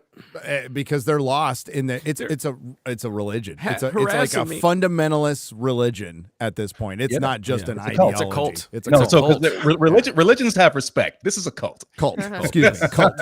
I agree. Monsignor Dumbass 199 for $49.99. Hold on. No, Monsieur. Sorry, I thought it said Monsignor. Monsieur. Monsieur Dumbass. Monsieur Just making Dumbass. sure that it didn't say Monsignor. It did not say Monsignor. Monsignor. It said, Monsieur, I am just retarded. Okay. Phonetically, he's right. Gary, Breaking you get a news. pass when it I'm comes to retarded. French. No, you get a pass when it's French. I completely understand. Gary's just Monsieur. trying to get through it. He's just trying to get through it. He's just Trying to get through it. I mean, like, I would have caught it. I don't know where the N comes from in Monsieur, but fucking it's French, Whoa. okay? No need to French. go there, mate. Wow. No need to go there. Hey. I'm going to read it now. Book trip for meetup in Vegas. Can't wait to meet other rat tards like me. Hail the fellowship. 199 scan in. 199. Oh, shit. Elite. Elite Neo for 50. Hail Fellowship listening to you all while driving from Pensacola to Panama City. Jeremy knows that trip all too well. Yes, I For do. a mini vacay to catch up with my crew there. First thing I'll do when I get to the hotel room, put FNT on the TV. Hail. Ah, bless you. Make sure you go to Flounders while you're in Pensacola. I am not sponsored by them. It's just damn good food. What is it called? Flounders? Flounders. It's on Pensacola Beach. What kind of restaurant is it? Seafood. Oh, fuck that. Gross. Yeah, it's good. Yeah. Go fuck yourself. Fuck you, bitch. You like pineapple on pizza, mother. Yeah, exactly. Yeah, no, that's what I'm saying. That's right. Oh. But I ain't gonna eat something that swims in its own shit. Horror Amarada for $50. He said it the right way. Good job, Gary. It's all right. I'm like all dementia patients. I have moments of clarity once in a while. Clifton, I cannot tell you how excited I am for you for your one-man Thomas Sowell show. I know it will be amazing. To everyone else, see you in Vegas or on my channel. Feel free to stop by anytime to chill out and relax. Oh yeah, fuck the government. Loves. It just says loves. Yeah. Well, it's a good way to end. I have to say thank you very much. I'm very excited to create it, and I feel honored that I have been hired by over 800 people to write this play, and I'm just I'm inspired for the first time in years, and I'm reading his memoirs right now. I'm approaching it like I'd approach any role. I'm researching the character, and I'm already finding the little parallels between his life and my own, and the similarities, the differences. Immersing myself back in that period, of him growing up in Charleston, North Carolina, in like the 1930s. There's so much richness there, and it's going to be a great process, and I look forward to sharing it with the rest of you. So thank you. And look at you. Went through a bunch of shit with COVID. Pretty much got exiled from your own industry because of your takes, which were all right, by the way. They were correct. You and Mrs. Nerdrotic, kindred spirits there, both went through that bullshit, and coming out the other side strong. That's fucking awesome, dude. Proud of you. You know what? And I got to say thank you. And Gary, you've been a great friend through all of this, so I really do appreciate that. And but I do have to say that it does fill me with a little bit of schadenfreude, shall we say. That right now Broadway is struggling. There's theaters across the country that are truncating their seasons or shutting down outright, and they can't get people to come to their shows. And meanwhile, one fucking guy manages to raise over $130,000 inside of a month to write a play. So, you can't. There's just it's so gratifying that there's such a hunger out there for it, but people are just they do want to see great art. They want to see great entertainment, and they'll put their money behind it. And these theaters are failing, and these movies are bombing because they don't get that. They just don't get it. They don't get how disconnected they are from everybody else. And there's a huge untapped market out there. You don't have to make conservative art, so to speak. Just make great work and have it, just classic mass appeal, and tell universal stories that are good, and just do it earnestly, and you'll win people back over. That's just do that. Just do that.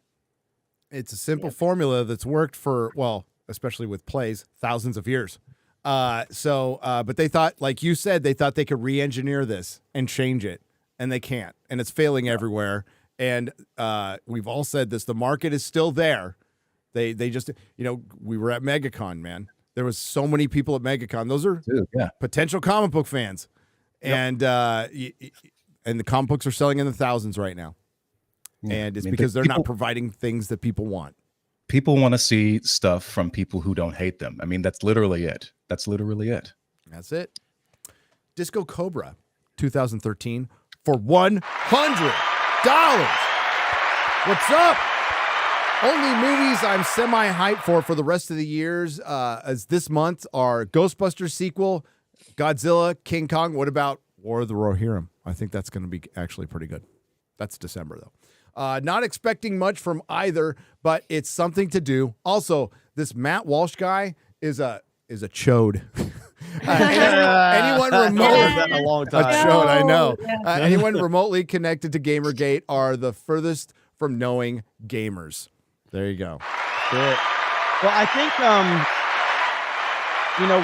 with movies, I mean, look, last year, did anyone anticipate that Godzilla -1 was going to be your favorite movie of the year? Because it certainly was. No.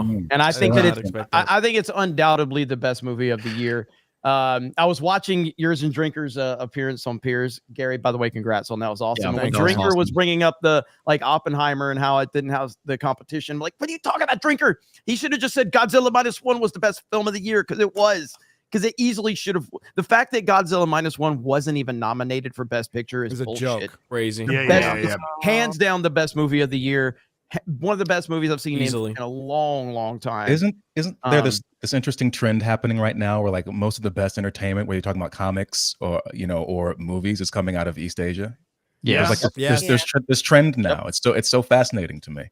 Yep. Well, that's the thing. It was a great honor. It was an honor to be on with Drinker and to be on with Piers and Paul out there, who's a producer who watches FNT. He's probably out there right now. What's up? Hell yeah. And to get the word out, But like, this is why I love this format, because we can just go on and on and on, and no restrictions, no breaks for commercials. The Babylon Bee have done a Matt Walsh. Matt Walsh blasts video games as childish, pointless drivel after son beats him in Mario Kart. Oh, that's great. Yes.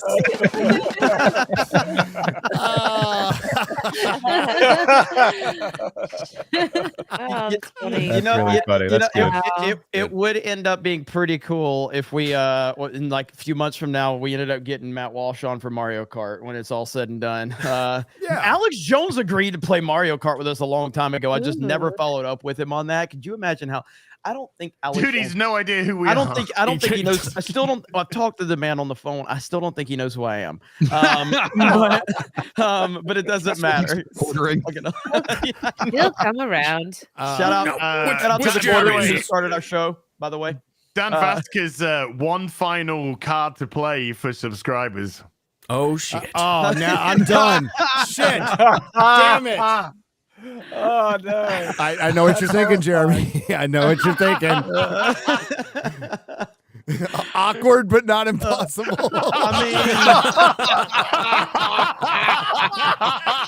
Oh my god! This is different. Get the job done. All I say is Dan Bass just shaved and that's it. I mean, I don't see a Sexy difference. werewolf. Listen.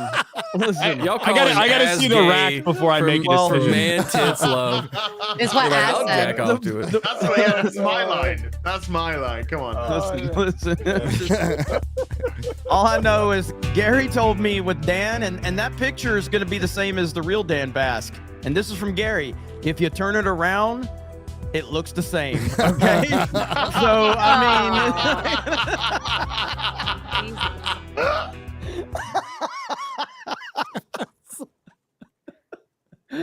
Why are you gay? What?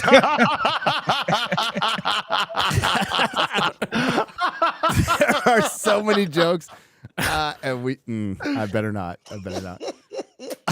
Ministry of Wrong Thing for $49.99. You gotta stop evasculating him. Oh. You earned that one, Chrissy. She's a pro. She's all, hey. How you feeling, Chrissy? You doing okay? Like the fattest person in the world. Welcome to my life. Ministry of Wrong Thing for $49.99. Hail, as you know, YouTube has had some serious problems with notifications and subscriptions on channels. But I found a fix. First, unsub from Nerdrotic. 2, sub to Dan Vask. Wow. Boom. Oh. Fixed. Your jungle money check better not bounce, Dan. Jungle money. Hail FNT. Oh, there's not much of it left because he's out burning it down. So interesting how that super chat was read after we saw the new picture of Dan Vask. Yeah. Ministry of Wrong Think. What kind of wrong think, buddy? Jay Cha-Cha for $50. To the whole FNT crew, I'm driving from Arizona to Vegas. Oh, it's a nice drive. There's a Filiberto's right before I get to Nevada. Oh, I need the address. Nice. I need the address because they will have a proper carne asada burrito. I brought burritos last year. What would you like? What would you all like? They were so good. Oh my god, I remember those. Yeah, that's true. He did bring them in, didn't he? Oh, those were Yeah. great. Yeah. I'll message Mrs. Nerdrotic to get your orders. Hail, I appreciate you all. See you soon. Just get a bunch of carne asada burritos. Just that- Carne yeah. What you asada got burritos. last year. Yep. It was so good. Perfect. Food of the gods right there. Yep. Eric, is it Giddiwall? I don't know how to say this. Guidewall. Thank Sorry, Eric. Eric Guidewall has gifted 10 Nerdrotic memberships for $50. Dax Lucero. Thank you, Eric. Sorry, I fucked up your last name. But I'm used to that. People fuck up my last name all the time. Dax I still Lucero. don't know how to say your last name. It's I don't Beekler. fucking care to be either. Be honest. I don't Oh, okay. fucking care. I Call know. you Gary. Call me Gary. It's fine. Gary or nothing. Never mind. No. I didn't know Melanie Matt was a guest. Dude, I swear to God, she's had a bad influence on me. I say that word. I was rehabbed from the Modern Warfare days. I'd rehabbed myself. I wasn't saying it anymore because I knew it would get me in trouble on streams. And now because of her, I say it a lot more. I've relapsed big time on that word. Big time. Thanks, Melanie. Leave for Army boot camp on Tuesday. So I reckon I won't be able to listen to y'all for a while. Aw. Thanks for the endless hours of entertainment. Hail to the panel. Hail to the chat. Dax, we'll see you when you get back. Good luck. Good luck, man. soldier. Good luck, man. Good luck. The Exalted Patriarch for $49.99. If Matt Walsh goes after Warhammer 40K fans, he will be deemed a heretic and burned, so to Yeah. speak. Hail to the Fellowship 199 and the God Emperor 45. Get the heavy flamer. Get the flamer. The heavy flamer. Marksman, 2 parts for Just a $60. Fat gay guy. What does that mean? I was thinking that. That's what it sounded like to me. If you're wondering where all these DEI companies came from, Zoe's ex, Alex, who deleted himself. He had a sister who inherited the millions Alex made off his games. She's been using the money to fund all of the startups because they're all run by her friend. The entire current DEI gaming industry is all built off the corpse of a dead man. That's the people we are dealing with. We claimed their scalps. We claimed the scalps of Zoe and Anita, but we forgot about all their friends. Oh, they're out there. Mhm. Yep. Nobody's forgotten about Anita and Zoe. This time, we must not leave any behind. Gamers will win. Zoe's a bad person.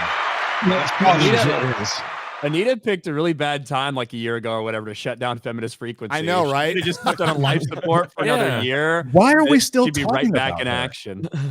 Like why are we even still talking about Because it? she got married married. herself She married on her herself. birthday. I know, She's irrelevant, but I though. mean, just Hilarious. in general, it's how do they just say one person? She's not relevant. Her legacy is what is relevant because that's what led to Sweet Baby Inc. and all these other companies. Yeah, I feel like There's she's people kind of that like know. Frost. She's like Frost, where we just talk about her.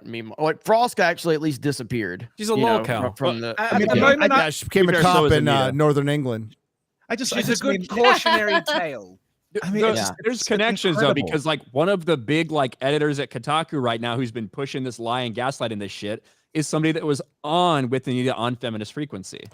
And she Carolyn had, Petit or whatever her name is. she had a Pettit. lot of power. She was out buddying around with Joss Whedon and executives and being invited on know. boards. She had and you're right. Threatening people. Threatening people. Consulting for But games. it's the corporation's fault. You know, Sweet Baby Inc. exists because the corporations have a willingness to do it, and they're Yes. inviting this shit in. 100%. It's just amazing how one person can have such a corrosive effect, even years later, on like an entire industry, which to a further extent, like an entire culture. That's so crazy. Such That's a so mediocre chick, Yeah. too. You know, Yeah, well, I was just not saying, she is a exactly an woman. intellect. Yeah. That might have been one of the They can first destroy things. anything. One of the first times I got sucked into the kind of YouTube sphere, is following that drama, because I was like, who is this woman she's lying? She's never played a video game in her life. Why is she? I've played that game. What is she saying? And I just got so wrapped up in it. And maybe that's how I found my way there, because I was like, it's so transparently false. So you're saying you got radicalized by YouTube videos? I got radicalized. I went down the right thing. Clifton, I'm the same. Welcome to the party. It was the fallout of GamerGate 1 that actually exposed the lies of feminism, that it's just a supremacy movement, right? Yep. And I remember like her making all the videos, and I was like, all right, I need to give everyone a fair go, okay? Does this feminist frequency have any leg to stand on? So I went to their website. I downloaded one of her thesis articles. It was called like Bella versus Buffy, right?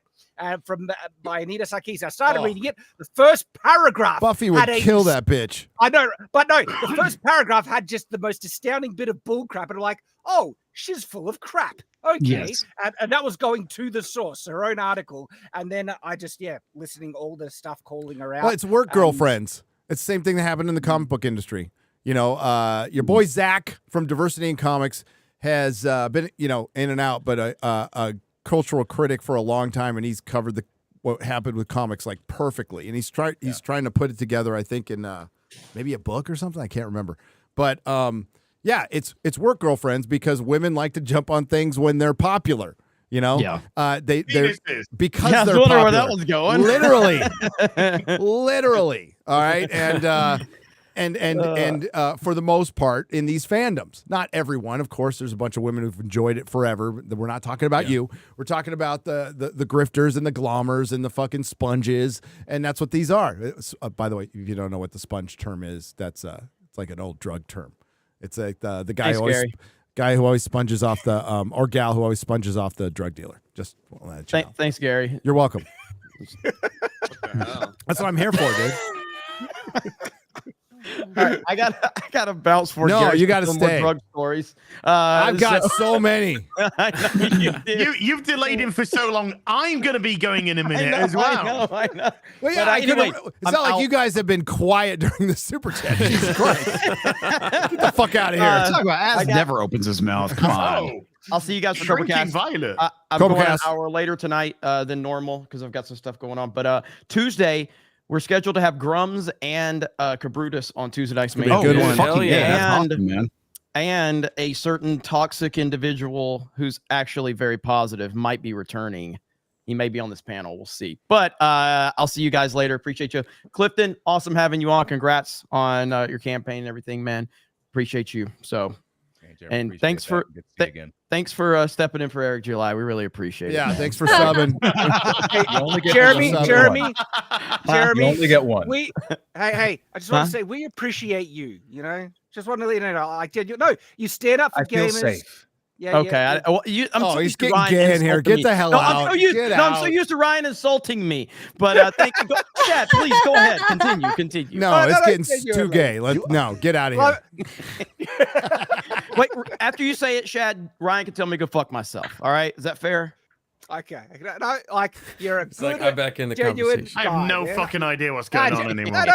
You're always ready to stand up Shad's for gamers. proposing. You call out the crap, and the crap storm that you caused on Twitter with Matt Walsh, right, actually is exposing something that needs to be exposed. And so, genuinely, I appreciate that, brother. Your videos are really good. Go over to Night's Watch and check them out. It's like an hour long, but there's seriously like stuff in there with like being a parent, because I don't talk about, my personal life at all online. And that's just my choice. That's just other people do. But Shad has some really good points about like being a parent, raising kids in this time with like woke bullshit out there, but also leaving the choice up to them. It's some really good stuff, actually. No bullshit on that. And it's so good to have gay can you just representation fucking on leave? our show. Jesus Christ.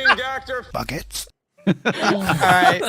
Fuck all of you except for Shad. Hang up. No, Shad is the hang best up. of us. No, you He's hang the up. best of us. Bye.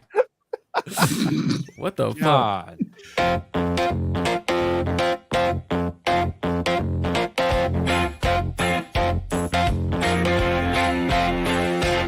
You're a cunt. Gets me every time, man. I was just trying to raise the discourse here. Anyway, raise the discourse Raise- by Gayness, Raising maybe? the fucking pride flag. yeah. Yeah, jeez. Wow. Hey, let's take that shit to half mast, all right?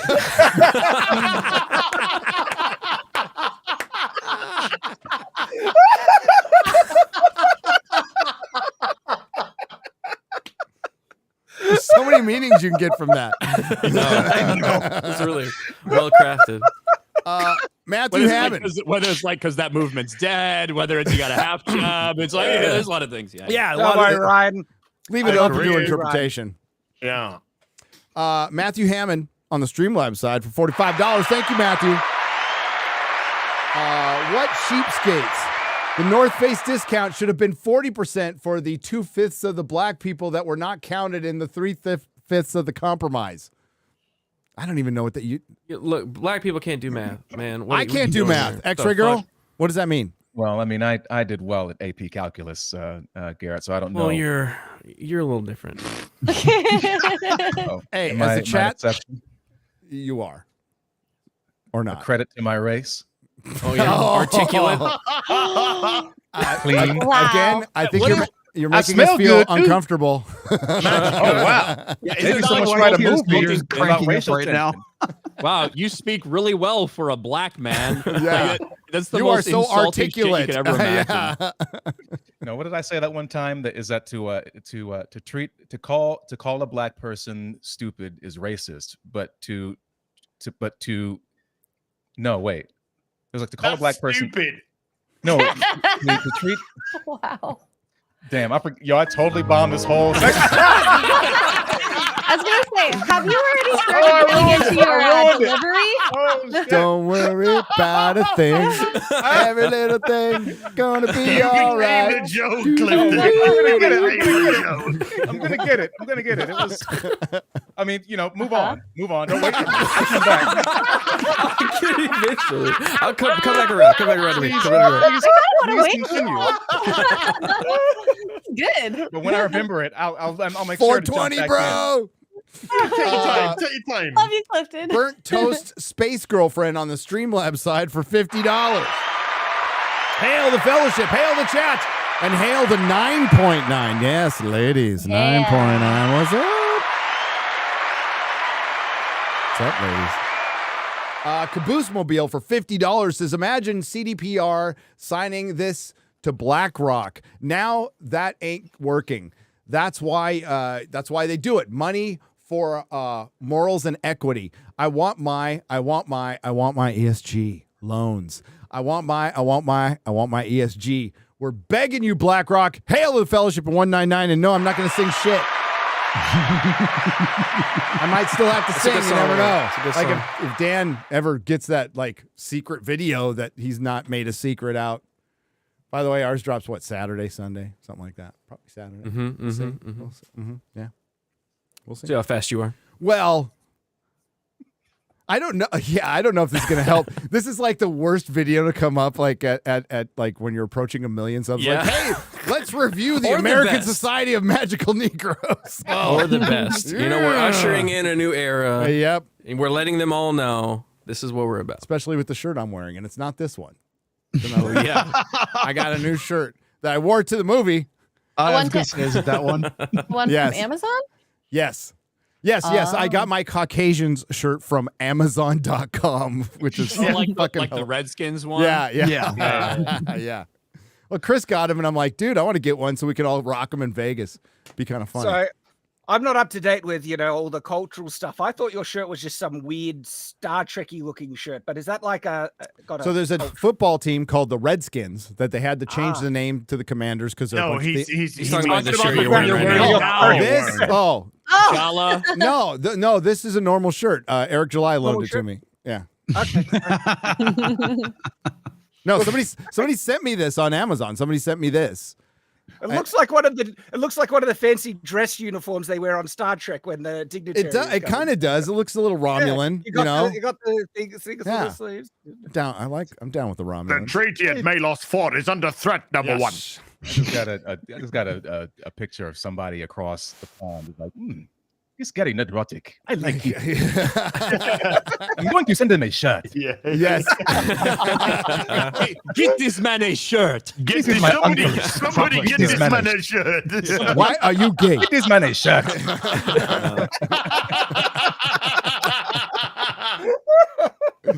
Fear the Tardo for 50. This is a good one. I didn't know Tardo could count that high. Maybe he meant to put in a $5 super chat. Thank you. Yeah. Thank you, Tardo. Hi. I told you it's a good one. Hi, Clifford Dumpling. Tardo here that Clifford like smoked devil's lettuce. Bad idea. Tardo smoked that and then ate all Uncle Rai Rai's Taco Hell and drank Mountain Boo. Uncle Rai Rai then broke Tardo's kneecaps with claw hammer. Much ouch. Lock it in. Yay. That's too bad. That's too bad. Don't eat my taco bone. No. Or my devil's lettuce. Devil's lettuce. Matt Grendel for 50. I started on the Atari 2600. I started on ColecoVision. On through to the C64, Genesis, PS1, and onward. Not frantically offended by Walsh. Walsh takes the piss out of everything. It's his brand. You nerds are too far removed from getting your heads dunked in toilets. Oh, I'm not. Well, I didn't get my head dunked in the toilet, but like, we got shit. Like, Matt Walsh could even try to get somebody's head down a fucking toilet, man. Well, he's like 35, right? What? Going on 80. I don't know. Yeah, I know. He's like the. He's like 48. He's like the oldest 35. He's younger than me. No, he's like the oldest 35-year-old in existence. Yeah. So yeah, he is. Like I said, I actually think it's a good thing that he talked about it. I think it's overall net positive. I wish he had a different approach to the solution for what's going on. But Yeah. I think that the people who normally watch Matt Walsh probably have no fucking idea what's going on. Well, it's good You that know he what I brought mean? it up, and it's good that there was clapback, and it's how you react to it. That's the internet. It's good to have the conversation now. Like, we don't want him to shut up. We don't want him to be gone. We don't want him canceled.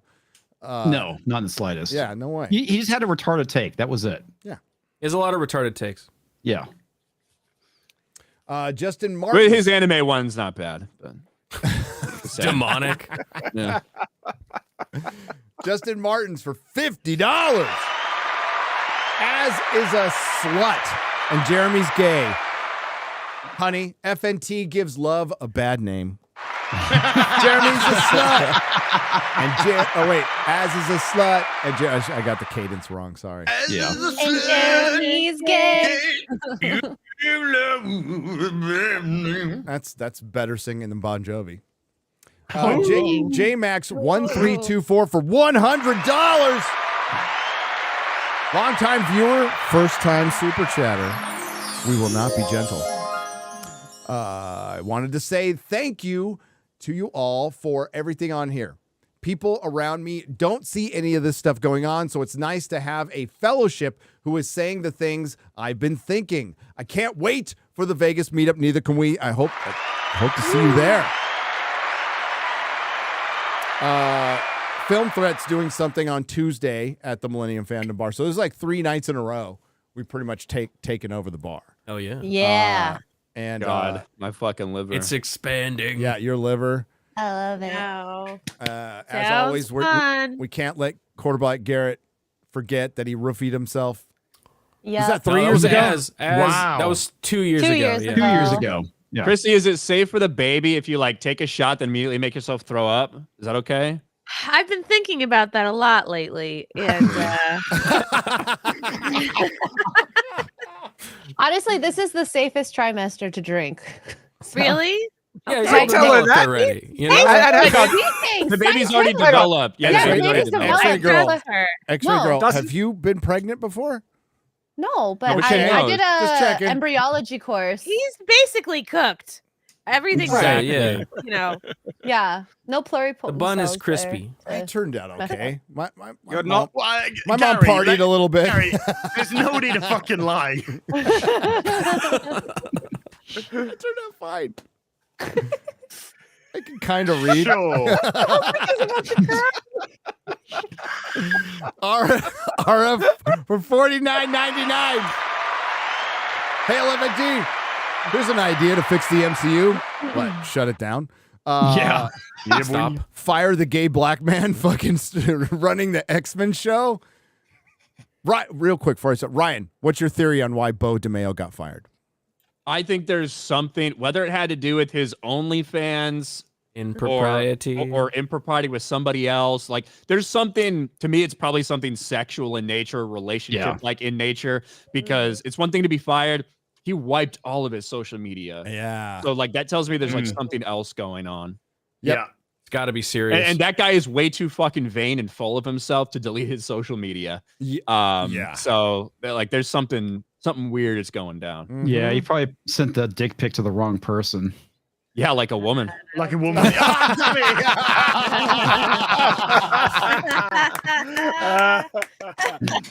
You know, I'll give it to you as you were quick off the money, but Ryan. Oh, just he was without too a- good. He Ryan was just had boom. me beat all ends up.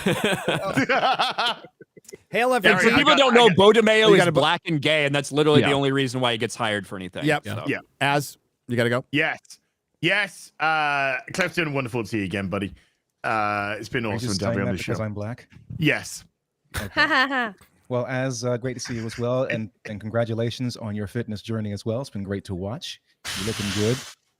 Got a long way to go. Long way to go, but you know, Just it's bro, just progress, not perfection. That's Exactly, right. man. Just keep showing up day after day, and that's all you got to do. That's all you got to do, man. So you're building that habit. So good for you. This is gonna make this pizza I'm gonna eat right now really awkward. It's like dodge. Is it going to be like dodgeball? You're going to be rubbing it all over yourself and in your crotch. No, I'm just joking. There is no pizza. There is no pizza. I'm joking. Thanks, everyone. Sundays afternoon tea with Az at 2 p.m. UK time, and then Sunday Fun Day at 5 p.m. Oh, fucking hell. Yeah, for 5 you. p.m. UK time now because of daylight savings. And whatnot. And other than that, I'm working on a video about magical societies or something. Hey, I'm glad you're doing your diet. I ate a dozen breadsticks right before this stream. What a dick. Oh, What a son of that's a better than bitch. your taco hamburger thing. That's why we love Ryan.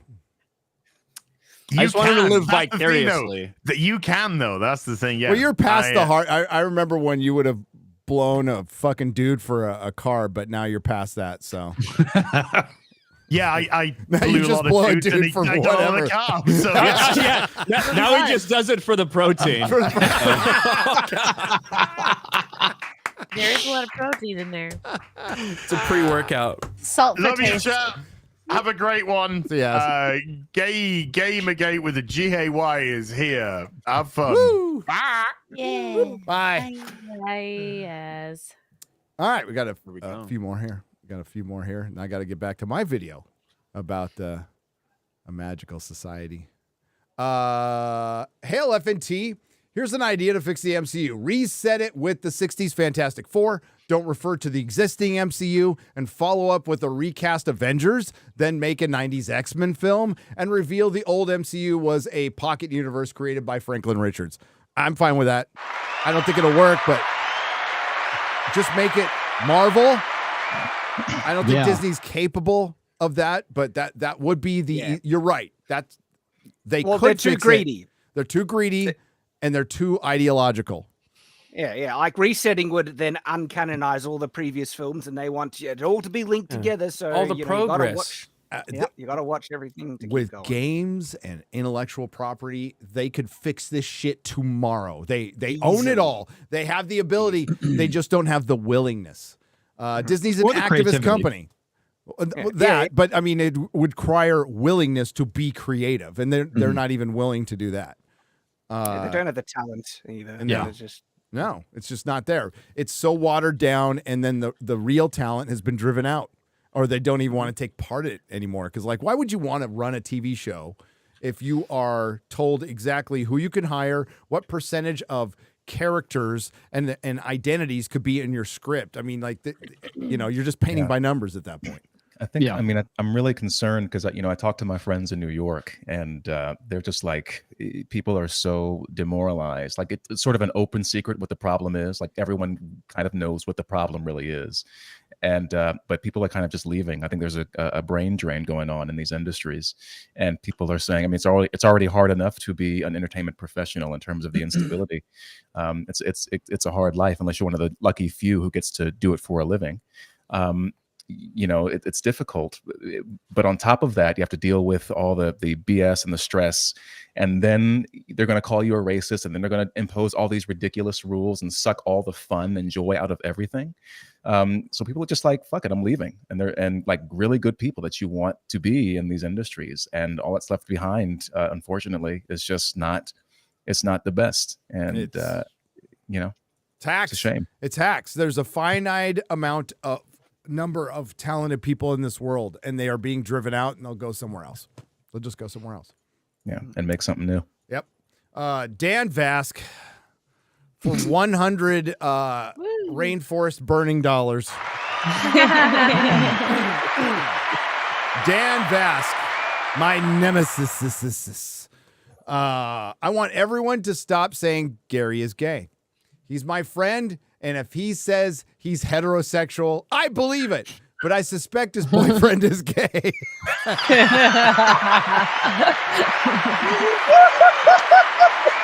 Is the boyfriend Dan? Well, yeah. I guess I could bring my wife in here and my kids. Dan, have we ever seen him in the company of a woman? No. The answer is no. Maybe he doesn't need a bunch of beards. That's right. Blackguard, and no, your 70 and 80-year-old Christian woman audience does not count, Dan. Blackguard 4 is gifted 20 Nerdrotic memberships for $100.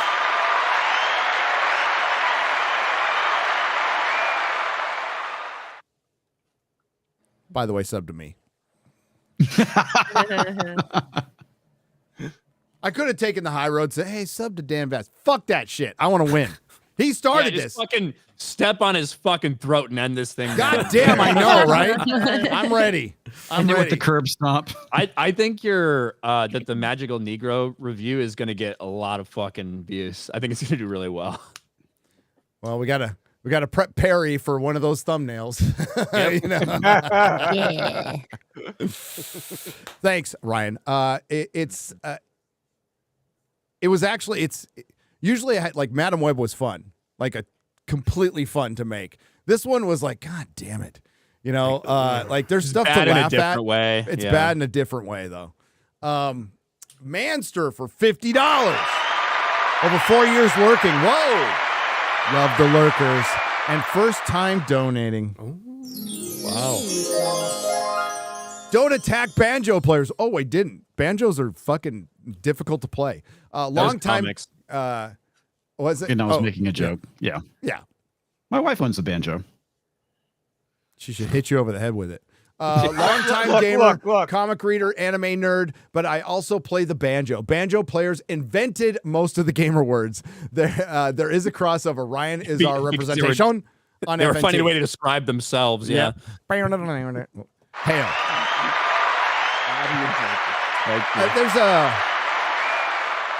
Everybody loves Ryan.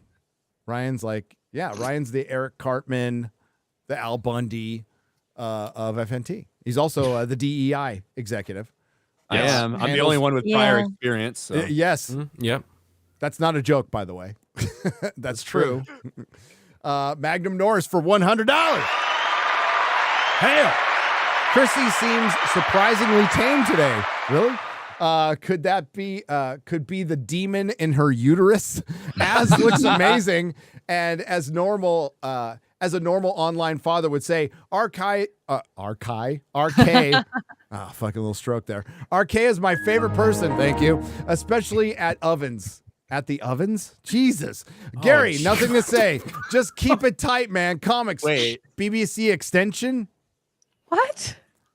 You're the one who put the super chat in there. Don't ask what. I mean, I don't understand. Jesus, I don't want to ask for clarification. I don't want clarification either. We almost made it out of the show. Okay. I could make a joke right. Oh, no. We probably shouldn't. We made it so far.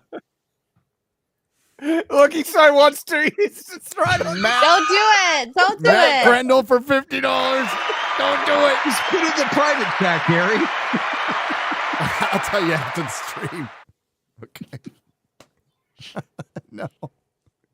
I was approached by an 18 to 20-year-old while in uniform on a flight. I was a CW2 Army pilot at the time. He proudly declared to me that he was a captain of In Call of Duty. Call of Duty. Sorry. This show reminds me of that. There you go. I was like, COD? You're Call a of gamer. Duty. You know it, right? Yes, I know what Call of Duty is. but that's only because I knew it from like hanging around you guys. Osmosis. Token white guy for $50. I feel like Quarter Black has an insight into the conservative pundits and how much they hate gamers. I can only imagine how much Crowder made fun of him for playing games or liking comics. Did he really do that though? On the show. I was on the mostly show. joking because he's a closeted nerd.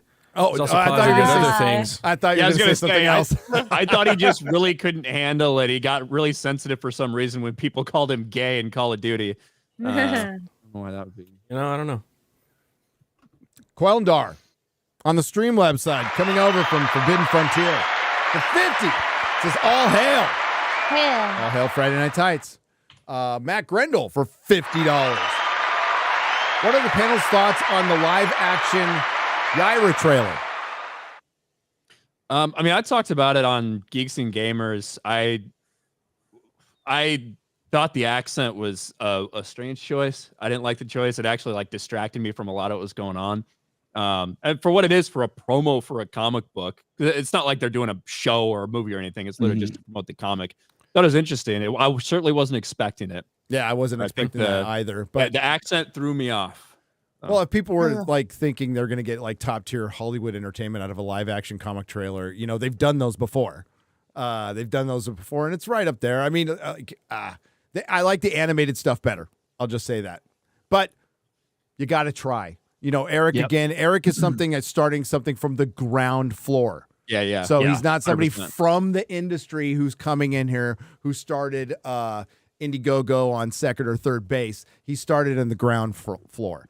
And to try to equate that criticism to our criticism of Disney, that's fucking ridiculous. Yeah. So like to me, the trailers, not to sell you on a movie or a show like that. It's literally just to get you hyped about the comic book. I mean, that's the purpose. But of it. yeah, I felt. I mean, the actress hot, but like the accent. Her costume was awesome. I wasn't Costume's expecting really it to be good. I loved her costume. Quarter Black Dynamite for $50. Hey, FNT, it may be bigger than you, and it may be bigger than me, but it ain't bigger than you and me. Can you dig it? I can dig it. Can you dig it? Can you dig it? And last one of the night, Kevin doesn't say anything. Kevin Drops $300. Love them. 300. That's $300. That's a lot of $300. hundies. That's a lot of hundies. Thank you, Kevin. We'll get the rest of the square up once I'm done with my. I'll probably do the square up Saturday night or Sunday morning. One of those will be the square up for all the stuff this week. And thank you very much. Let's go around the horn and get back to work. We'll start with Comics Division. Hey, well, I'll be honest with you. I'm debating on whether I should even make a review about this movie or not, because I feel like it's going to be over in a hot minute. I don't think by anybody's Monday. even going to see it. Yeah. I don't think there's. Yeah, I think the discourse. I mean, basic. Well, shit. Base it off the trailer. Like the trailer popped, and nothing else has since then. Do you see the ratio on that trailer? It's unbelievable, dude. It's No, I haven't. But yeah, I mean, the movie. You're right. It's basically over before it even started. So I don't know. So might be back to more Sweet Baby Ink stuff. We shall see. Clifton, great seeing you again, man. Take care. All right, You're muted, dude. Clifton, you're muted. We can't hear you. mate. Sorry, guys. This is my first show ever. I'm just saying, likewise, and it's great seeing you as well. Wow, I'm so flustered. Oh, yeah, because you don't have a podcast at all that I've listened to. No. By the way, Exude people. Good. What do you got coming up? Ooh, tomorrow I have Saucy Saturdays on Wicked Virtue's channel with Disprove Myself and Wicked Virtue at 8 p.m. Eastern. And then Sunday Fun Day at 1 p.m. Eastern with Garrett and Carolyn. We're going to be playing more Helldivers, Painting in the Morning, and then Forbidden Frontiers at 6:30 p.m. Eastern on Nerdrotic Live. So, yeah, catch me over there. 51st episode. We made it past 50 on that. That's pretty cool. know. That's pretty cool. Chrissy Mayer, What do you got coming up? Hello. Simcast on Sunday with Lydia Leiterman and a couple of other fun gals. Then Wet Spot on Monday, 7 p.m. Eastern on compoundmedia.com. There is a baby pool going on. Yes, I'm due April 19th, but you guys can gamble on the birth. Venmo $10 We to can? Gino Bisconti. GENO. Oh, I knew Gino would be behind this. Oh my goodness. With the date, weight, and time. It's $5 to the baby, $5 to the winner. Who knows? You could win $1 million. But yes, we're gambling on the birth. That's awesome. And yeah, very exciting stuff. And then I'll be headlining for some reason next Friday at the Laughing Stock Comedy Club in Grantville, Pennsylvania. Several hours away from my hospital. But that's what life is about, experiences. So come on out if you're in Pennsylvania next Friday. It is. Sounds uncomfortable. You might pop. Yeah, If she might pop. I want to get in this my pool. water breaks on the front row, I will buy drinks. Tell Gino, Charger fan Keenan Allen traded to the fucking Bears. Oh, God. he was complaining about that God, yesterday. that breaks my fucking heart, man, because that's a San Diego Charger. Only for a 4th round pick, too. I know. That's a San Diego Charger. Now we only have one left, and it's fucking Bosa, that piece of shit. Spends half the time on the fucking bench. I'm not bitter about that at all. At all. So, congrats, Chrissy. If I can get on this action, yeah. Baby pool, let's go. X-ray girl, do you know if stress during pregnancy makes a baby gay? Because that's what we've been Googling recently. No. Okay. Thank God. Don't Yeah. think so. Why don't you look into that and get back to her, though, okay? I'll get back. Let's make sure. Gotta Do some make research. sure the science is settled on it. Okay. How are gay babies made other than being adopted by gay men? Well, here's the question, guys. How on earth would you know that the baby is gay? You have to wait. You'd have to wait to see how he like holds his cup and shit. You know, like Gotta play the long game. But there's a point where you're just thinking, why are you thinking about the orientation of a baby? Not the baby. No, not the baby. Whenever you turn Yep. 14 or whatever. When he starts liking other boys or girls. I don't know. when he turns 14. I don't know. I All just right. know No, we got you. what age I was when I figured it out. Where did this go? Where did this conversation go? I don't know. We should move on. Start asking about gabies. You never know what's going to happen. Let's transition to a. It came out wrong. That came out wrong. So did the baby at the My God. Quarterback Garrett. Hey, watch our video coming out tomorrow, hopefully, if not Sunday. And Sunday Fun Day with Az dispensing some more democracy and liberation across the galaxy with Helldivers, and Forbidden Frontier that night on Sunday. Monday, Bay Staff Monday with Adam, and Normal World with Dave Landau. Tuesday, Wednesday, Thursday. And Clifton, it was great having you on again. Yeah. Hey man, good to see you, Garrett. Always. Sorry, I was My eating brother. something. Yeah, there you go. My quarter brother. Shad. You know, I have a confession, Gary. Just need to say Oh boy. how cut up I am, genuinely, that I wasn't able to watch the American Society of Magical Negroes. It just wasn't out here in Australia. I was so sad that I wasn't able to watch that amazing film, and I was forced, Gary, to watch Shogun and The Gentleman. It was hard. It was hard on me. Oh, what do you think of Shogun? Loving it, actually. Shogun's friggin'. I laughed out loud at one point, man. Like one of the loudest laughs I've had in a while. It's when he's getting sewn up, right, in episode 3, and they ask him like, do you want a woman? And it's like, what are you like? And it's like, do you want a man? And he's just like, where in God's name am I? I know. That was fucking funny. No show has shown such revulsion to homosexuality. I know. I knew you did. Did you see the 4th episode yet?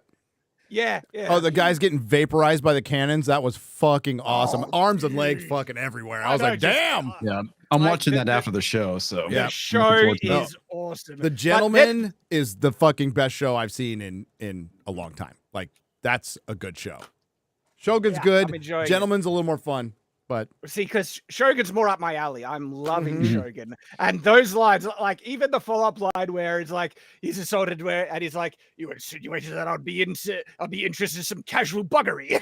I know. It's they're doing a good job with it. It Oh, looks well, good. They like, are.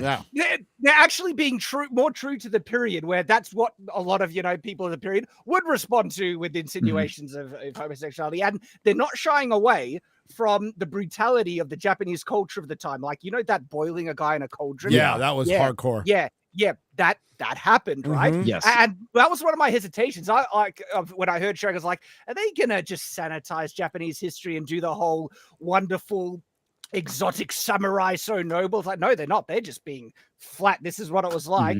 And because it was not a nice place back then. No. The Japanese were insanely They were fucking brutal. xenophobic and racist, and Yeah. but they're showing it what it is, and that actually makes you appreciate some of the good parts more, the good parts of the culture, as they're exposing the negative parts, and they're being honest with Europeans as well. And it's just like, okay. And it's a beautiful looking series. The sets are good. Oh, gorgeous. They did a good job. So yeah, watch Have that. you seen the complaints on why there's no black people in the Yes. Shogun series? So, but hey, Night's Watch, like we are covering the Sweet Baby and GamerGate 2 stuff very closely. Heaps of videos on there, and I've already got 2 videos out going in depth on the Matt Walsh kind of stuff. We react to his video, the tweets online, and then I have a dedicated video, just like a message to Matt Walsh to maybe like, because one of the things again is frustrating me is that they're doing exactly what I predicted. They're doubling down, they're making themselves look bad, and they do good things, and it's frustrating because they're shooting themselves in the foot. But that's all on Night's Watch, so go check that out. And of course, Shadiversity, it's still going off on Shadiversity. We're testing out if a katana can get through medieval armor in any way, and you can guess how well that goes. No, and I think it's good we have the conversation. We're gonna go at each other, and that's just the fucking internet. It doesn't mean like we don't want them to exist or we fucking hate them. Just we're arguing about like one subject. All right, and we'll continue to do that because I think it's important. They don't think it's important, and we do. Yeah, that's it. And the wrong thing, and I've said this, the wrong thing is for them to think it's an attack. And it's no, the reason why I'm doing this is because I want you guys to succeed. And it's crap like this that is real. And the worst thing you could do is antagonize gamers and make gamers your enemy, which is the underlining tone of what's been going on. And it's like, stop it. Yeah. Ryan and Jeremy gave them, and I'm not even kidding, a layup to do a documentary on that. What is a gamer? Yeah. That is a fucking layup. Like they should do it. It'd be funny. Remember Matt Walsh when he gave his anime, the anime is demonic thing? Yeah. Remember they did a whole feature where he watched One Punch Man after that. Mm-hmm. And they made it seem like it was torture. He went in this like one room to watch the entire thing. And they built something out of that. Yeah. It would be nice to see them do the same thing with this. Yep. Exactly. Ryan, what do you got coming up? Nothing, just videos and stuff. If you're watching this channel and you're watching this stream and you haven't subbed to me now, you probably just fucking hate me. So that's fine. But yeah, check All right, it out. I'll Arcade sub to Outpost. you. Fuck. Okay. Yeah, there you go. About time, Gary.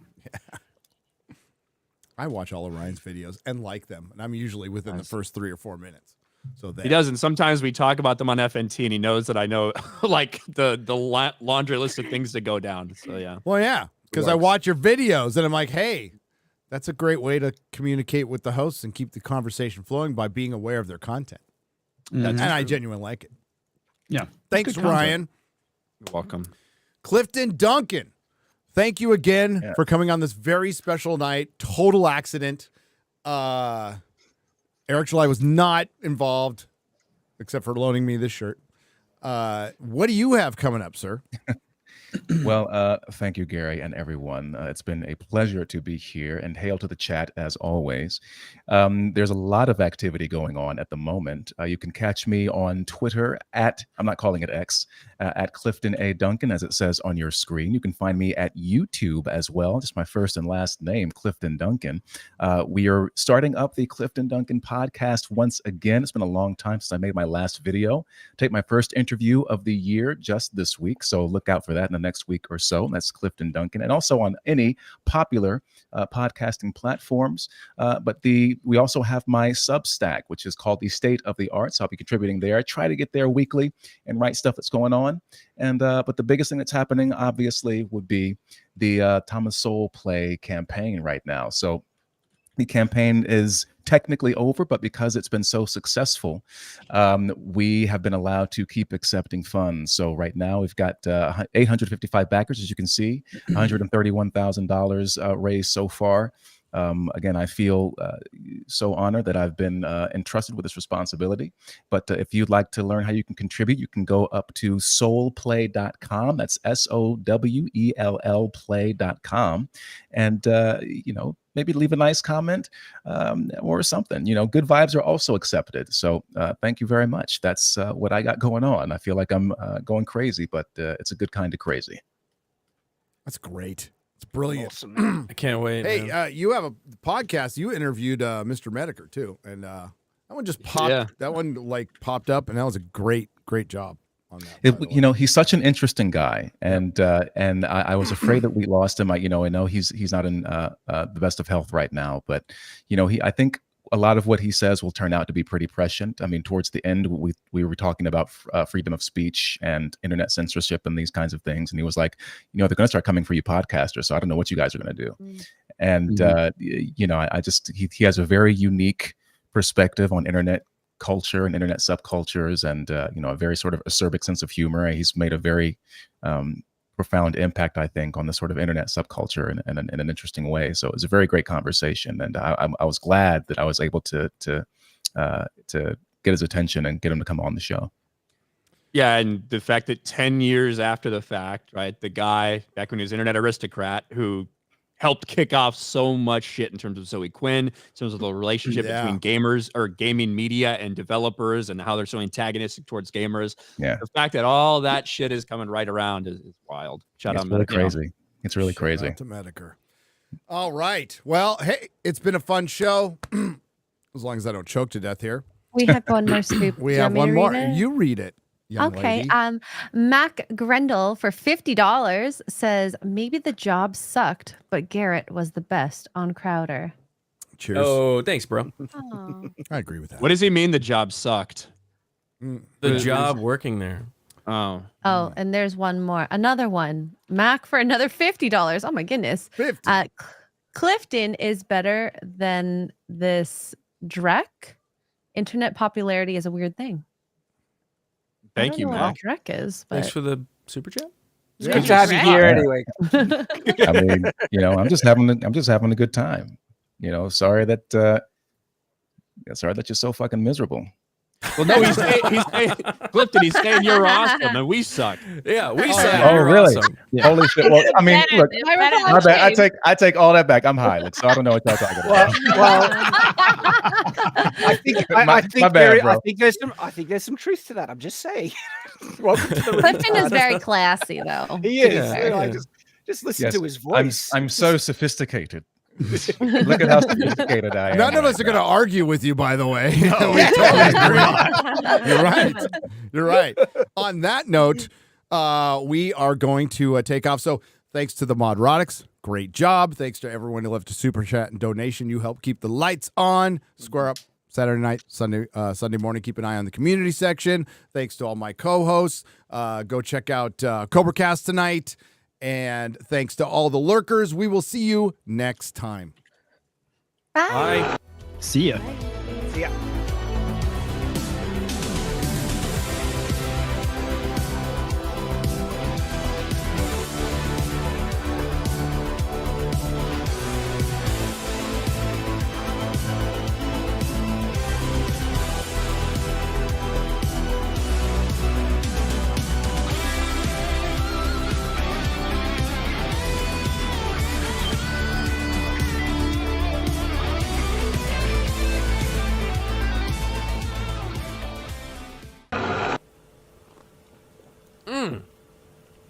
Damn, Gary, some serious gourmet shit.